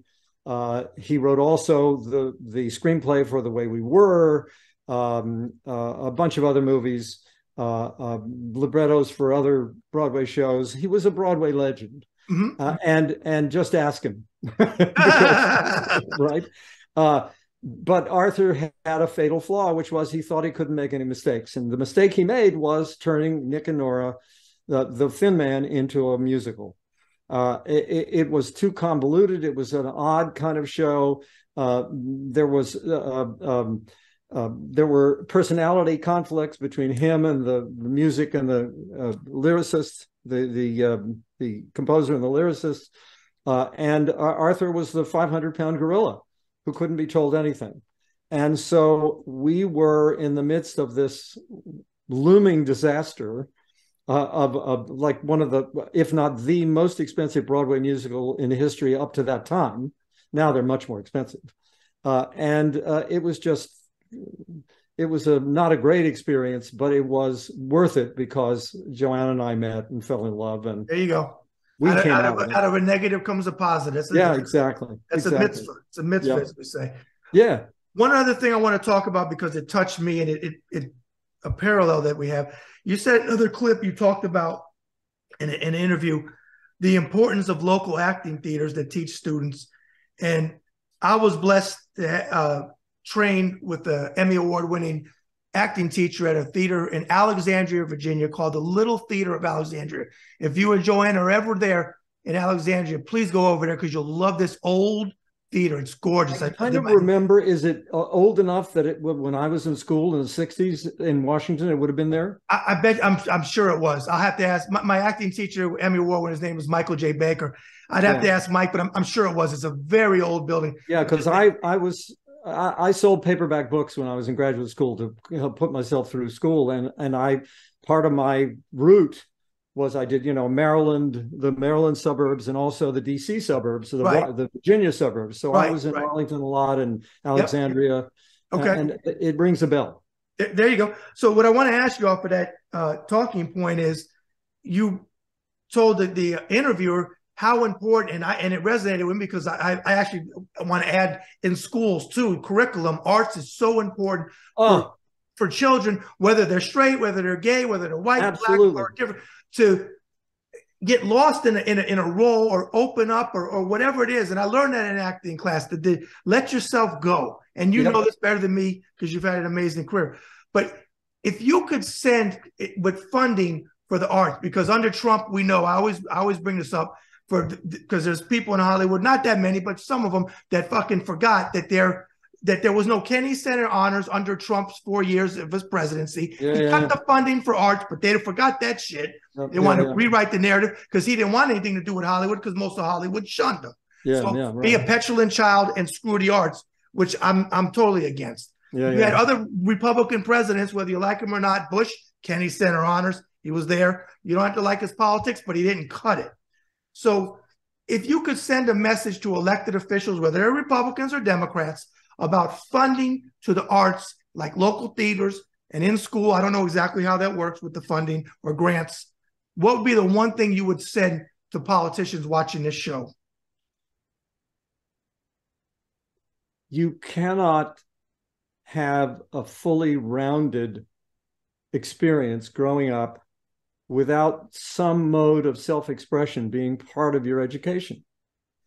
And the arts, be they the graphic arts or the performing arts, the musical arts, whatever they are a way of channeling that creative impulse in us. And we all have it one way or another, regardless of what you end up doing in your life. The creative arts are a way of sustaining your soul. And if you don't have that growing up, we will be, when you consider that, particularly from minority communities in this country, the not only the African-American community, which has given us some of the, has created what we think of as the American musical history, as well as the artistic history, the written history, the gay community as well, women, they are all underserved normally, and tend to be the bedrock of the artistic community as well. And when they are not served, then the society of the whole suffers. And it's short-sighted to think that cutting money for the arts first is somehow going to make things better, because it really leaves the community bereft of that kind of expression, which is important for children growing up, tremendously important for children growing up. Yeah, you preach the point. And from what I've studied, what I've researched, it's not a huge part of the budget. It's really not. No, it's not. It's like minuscule. It's minuscule. You stole the word I was going to use. Minuscule. You're kidding? I mean, you consider how much we spend for military spending, we spend for, and all of them are, worthy, infrastructure, whatever. Right. Social services. They're important, but so are the arts. Yep. Want to ask you one more question before we segue to the second half, which is fun, random questions, but I want to talk about your show, Cooking by Heart with Chris Sarandon. Now, before I ask you anything, I love the show, Chris, and I'm going to tell you why I love it. Because your premise of food and you go back to your father's restaurant. My father, for the most part, worked in restaurants. He was either a waiter or a maitre d' or a captain. And he worked at places like the Fontainebleau. He worked at very upscale restaurants, and he made good money doing it. Bust his ass. You used to take bets on him when you had the big silver trays, and he was 5'2". He'd have one tray here, one tray here. He'd go up 3 flights of stairs in a La Ronde room in the old Fontainebleau when Sinatra would come there. And they'd take bets on him that he would drop a tray. And Al, my dad's name was Alvin, never dropped the tray. So his partner, who was his partner, made a fortune on bets. So the premise of your show, the premise of your show with food and family, it ties in, because I'm going to tell you something. I watched Amanda's, Bill Ragsdale's, the one with your kids. I haven't watched John Sebastian yet, but I'm going to. Folks, listen to me to watch the show. Tune into a show. It's fantastic. You should definitely watch Michael Patrick King as well. From Sex and the City. But Michael grew up a gay and an outcast for many years when he was a kid. And also, who am I forgetting? Oh, Adriana Trajani, who's a wonderful author. Oh, and by the way, we've got Jacques Pepin coming up. Oh, who? Jacques Pepin. Yeah. And the author. Anyway, go ahead. No. When you interviewed Amanda, I had to stop the thing and go in the living room. Deb was watching football. She's a Saints fan, so I don't really get to see her much on Sunday, even though her team this year sucks. But I said, I gotta listen. You gotta listen to this. What Amanda says. One of my favorite places growing up, and I think that's one of the questions that you asked. Amanda came out and said, Morrison's Cafeteria was her answer. I used to go there with my dad all the time in North Miami. No, Miami Gardens and in Hollywood. Loved going to Morrison's. So if you would, for the viewers, how did you come up with the idea of the show? Because everybody has a podcast, but yours is different. And that's what I love about it. You're doing something different than most other podcasts. You're tying food in, and it's not just cooking in front of a stove. You're talking about how it ties in with the family. And I think it's fantastic. In community. Well, during the pandemic, I wasn't working. Nobody was. Right. And things were, we were all kind of lying dormant. We were all wondering how to get through this. And my brother-in-law and sister-in-law, my Joanna's sister and her husband, who I'm very close to, they were asking me, what are you doing? And I said, well, I'm languishing, basically. And my brother-in-law, whom I think of as my brother, Todd, said, why don't you do a podcast? And I thought, well, I don't know. I mean, I said to him, I don't know, Todd, everybody's doing a fucking podcast. And he said, no, think about it. Your background, you're Greek. You're an immigrant son. You're first generation. You grew up in a restaurant. Every time you're here, you cook for us. Do something about food. And I thought about it, and I thought there's so many food podcasts. I kind of looked at, food podcasts, what's going on, and there were a lot of food podcasts out there. And I thought, what's my sort of slant on this? What would be my slant on it? And I thought, think about who you were when you were a kid. You grew up literally in a restaurant. So not necessarily talking to people about restaurants, but talking about your experience growing up with food, but more importantly, your guests, what it was like around their dinner table. What was their family? What was their parents' relationship like? Reflected in, did your mother cook? Did she work? So many things revolve around that dinner table. And so we talk about that. And it's not, some of them, their mothers were great cooks, or their grandmothers, or their fathers, whatever. But very often I talk to people about, the fact that the food was terrible when they were growing up, and that they went through an awakening at a certain point in their life. And what was that awakening? What was it that, woke up your taste buds when you grew older?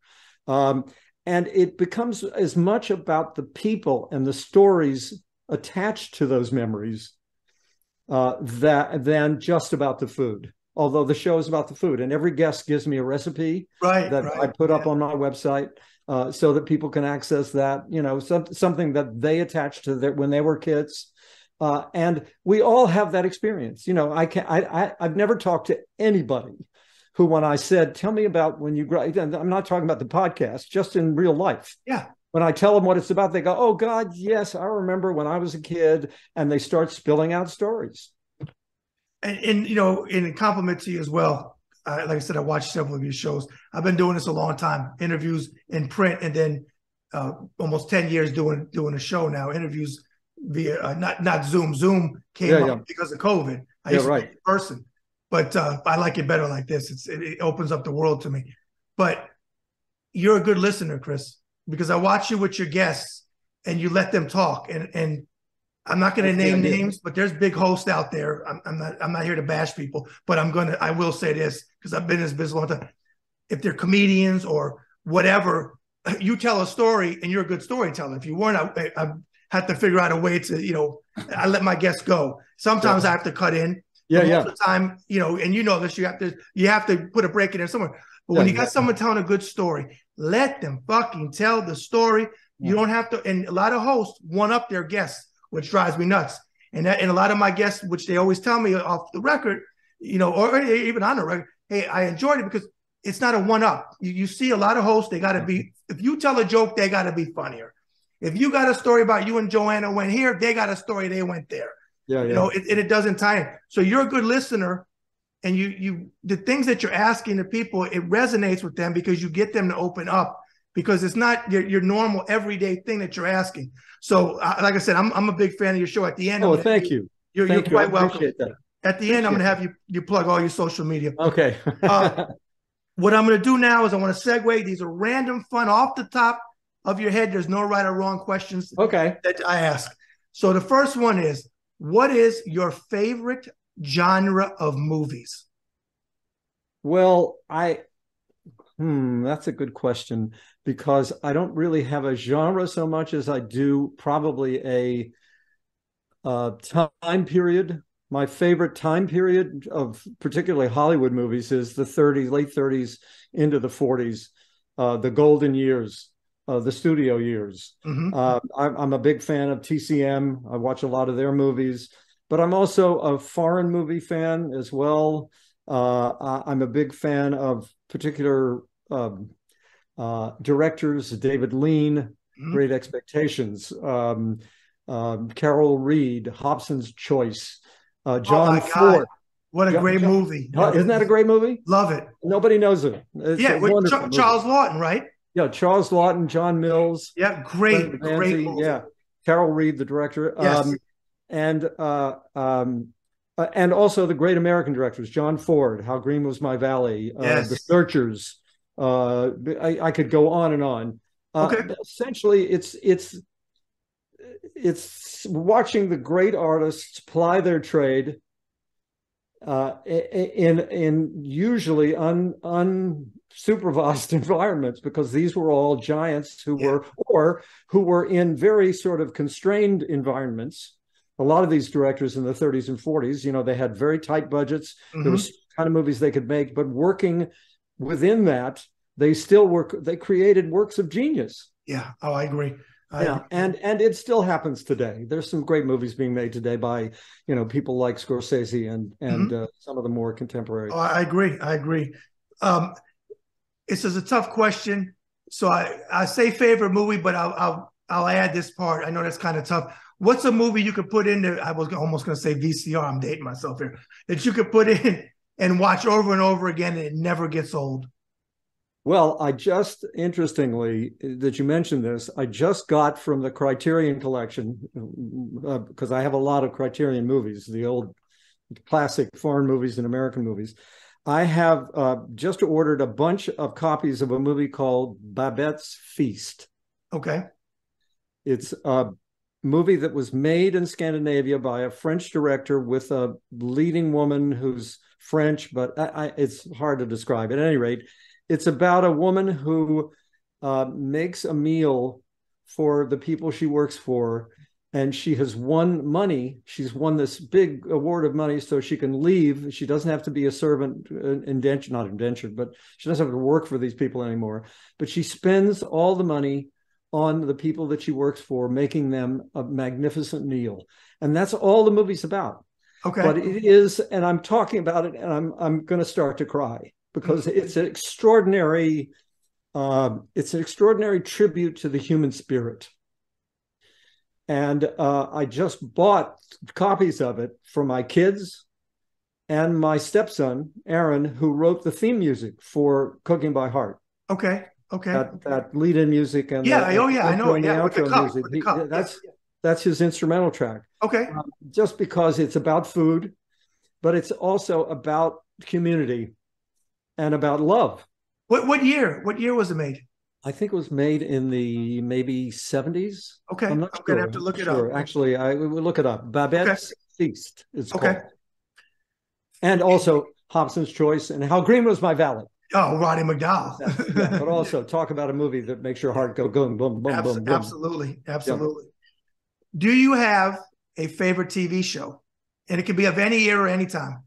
Now, actually, lately, Well, my favorite anytime, show anytime, of anytime. any time. Okay. Well, I'll do contemporary, and then maybe I'll go back. But Okay. contemporary was a movie called, a series called Station 11. Okay. That was a streaming movie on, I think it was on Netflix. A wonderful movie about the apocalypse and the need for in times when we have nothing, still the need for art. Okay. But it's still an adventure, and it's really interesting, and it's beautifully cast, and it's a great movie. Okay. And in the Wait, past, Station 11. That wasn't Jamie Foxx wasn't in that, was he? no, Okay, no. that's another thing I'm thinking. Okay, Yeah, go ahead. multicultural cast. Okay, okay, With no big name. okay.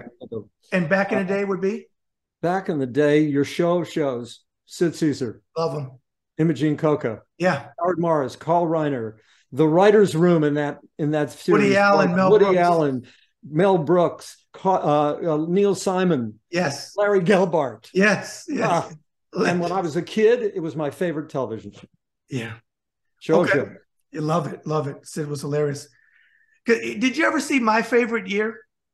Oh yeah. Because that was supposed to be Joseph Bologna was supposed to be Sid, and we know that was loosely Earl Flynn that Peter O'Toole was playing. Great movie. Because I interviewed Lanny Kazan was in that. She's a friend of mine.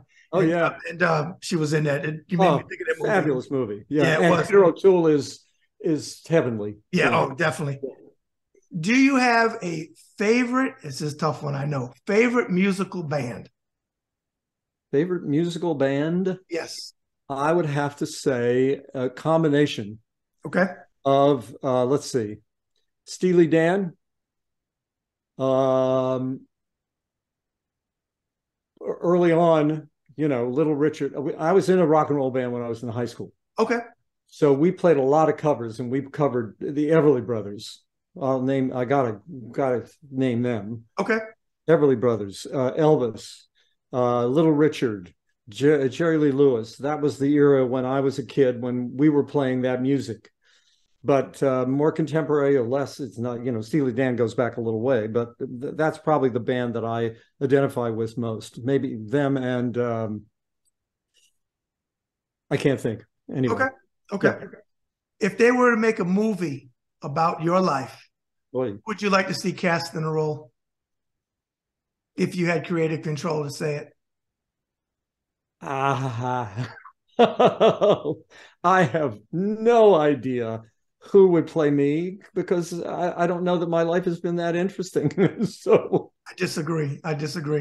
Yeah, I mean, I've had an interesting life. You have had an interesting life. I researched you. You had a very interesting life. Yeah. I can't think off the top of my head. Okay. Sorry. No problem. Top of your head, first one that comes into your mind, most memorable childhood memory. Greek dancing with my parents at these get-togethers that we'd have. Yeah, when I felt really free and totally who I was at the time. Okay. Yeah. Okay. I don't know why this came in my mind, but we talked about Herschel. This isn't even a question, but I got to ask you because you'll know. You're obviously are well-versed in movies.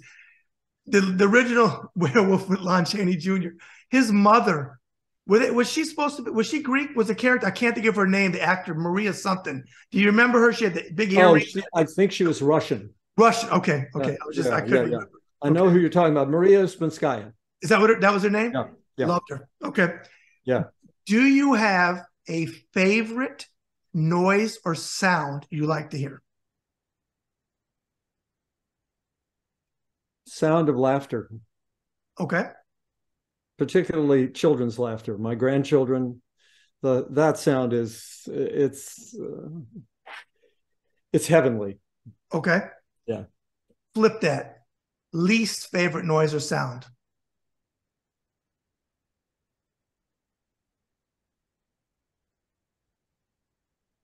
I can't think of one. Okay. You know what I I mean, thought I you know might that there are say? sounds that kind of annoy me, but that's part of life. I almost thought you were going to say, because you lived in New York City, because a lot of people that lived in the city said, them fucking Jackhammers. taxi cabs, the noise, the horn. Jackhammers. Yeah. Jackhammer. There you go. Jackhammer. Jackhammers in the street. Okay. I asked most of these questions I ask all of my guests on the back half of the 360 conversation. But this one I'm going to ask you. I think you're going to be probably the most passionate about this simple question. And I don't know if you're going to be able to answer it, but I'm still going to ask it. Favorite food? I will say either it's a cross between any kind of chicken dish, because I've always loved chicken even growing up, and I also make I have a couple of improvised chicken dishes that I make that are really good. But there's a dish that my mom made for me when I was a kid, that she made for my children when they were little, and that I made for my kids when they were growing up, and I make for my grandchildren. And it's a Greek dish called yuvarlakia. It's the island version of it, and it's just a simple sort of meatball and vegetables with an avrolemon sauce, the egg lemon sort of traditional classic Greek addition of eggs and lemon in with the broth, so that it thickens the broth and makes a kind of hearty, a very satisfying stew. That's probably it. Yeah. Okay. And also because it goes back, again, we're talking about, cooking by heart. It's a memory of mine as well. Okay. Do you have a guilty pleasure? Chocolate. Okay. That was fast. Yep, it was a fast one. I think chocolate and not so guilty weed. Okay. I grew up, I was in the college in the 60s. So I got to ask you the question. I was 14 when I got mine. You wear an earring, which I've seen you wear, and you wear it a lot because you wear it in all your stuff. There you go. So how old were you when you got your earring? It's not a question of pair, just curious. I was in my 40s, actually. I was in my late 40s, and my kids had been bugging me for a while. Why don't you have an earring, Dad? So I said, well, okay, next Christmas, I'll get an earring. And they literally took me. And at the time they were, I don't know, 12 years old, 12, 10, and 6 or something. They took me to the place where they pierced my ear, and they bought me, and I still have some of the same earrings that they got me then. A little ball one, yep. Yeah. So I've had this for like 30 years. It's a cool look. It's a cool look. Thank you. I think I know the answer to this question, but maybe it's not what I think. What was your first, was it the restaurant, or what was your first job you ever had? Was it the restaurant? Never, my dad's restaurant. Okay. Yeah. Oh, and also I helped my brother, actually, when I was younger. My brother would sell papers on the street back when you did that. Yep. And I was the one who stood there and called out, Raleigh Register, Raleigh Register. And my brother would sell the papers and keep the money. Okay. He was 6 years older than I. So, yeah. Okay. If you were to hit the lottery tomorrow, the 200, 300, $400 million lottery, you hit it. Right. What would be the first thing you do?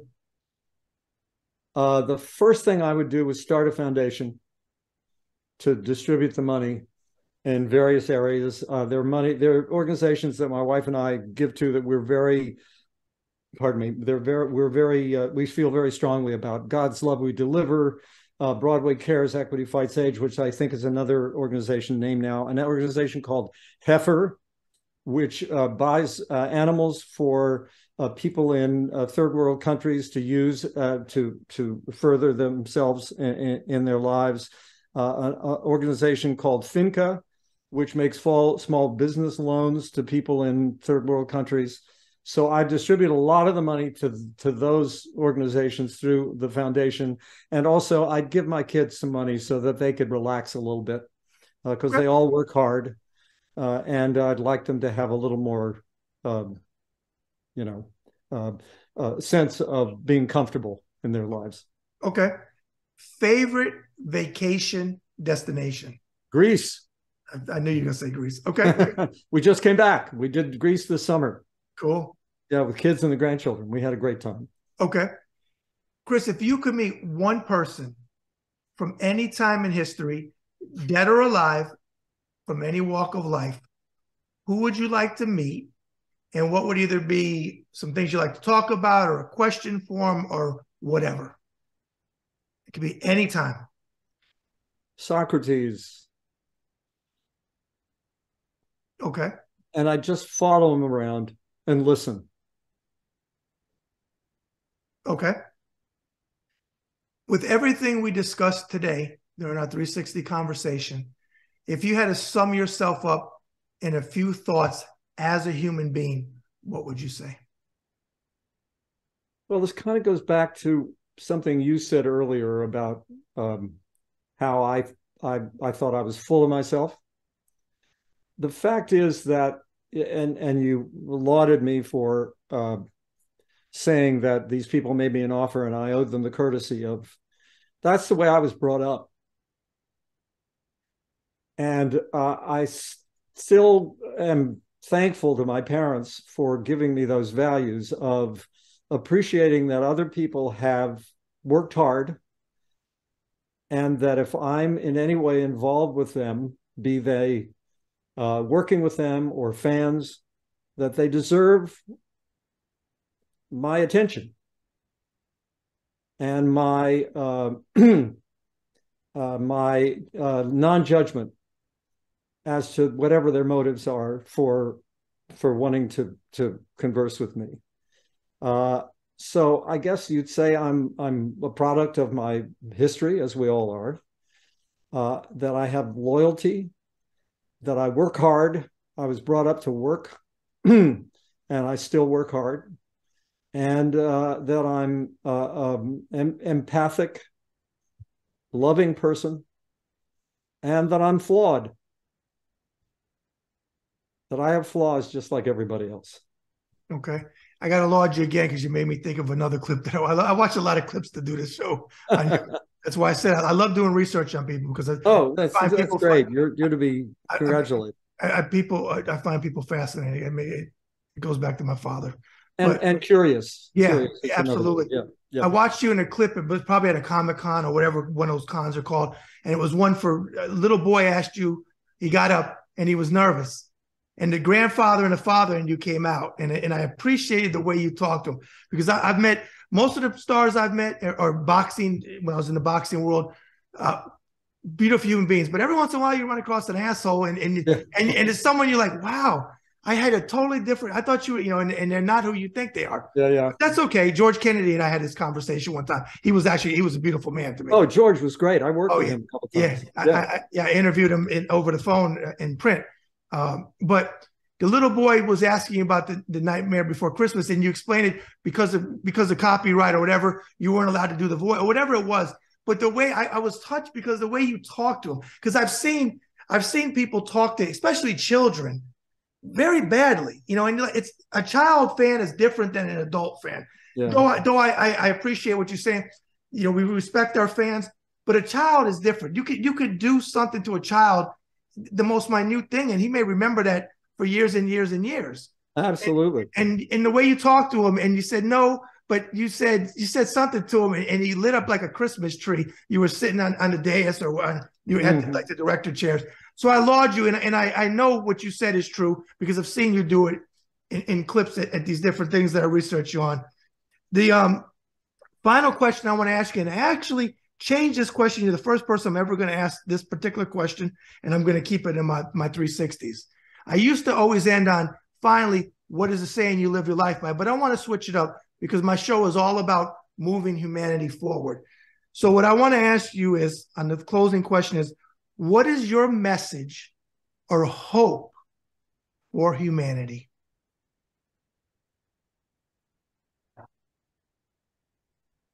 Who was it? Rodney King, who said, can't we all just get along?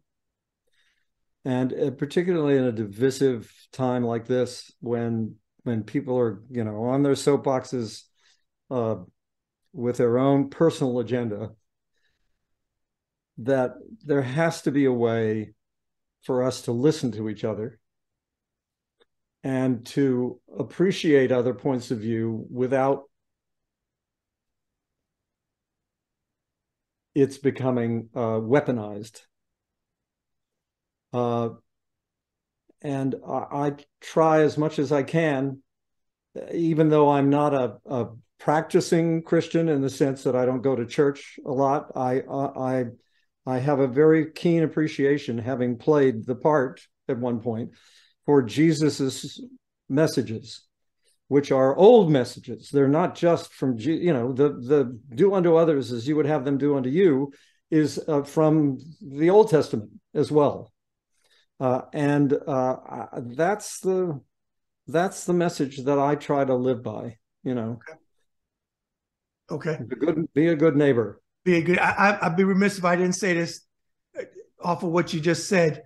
I'm the same way. I'm spiritual. I believe in God, but I'm not. Religion has been just my opinion, been weaponized, bastardized, and monetized. Yeah, and it drives me nuts.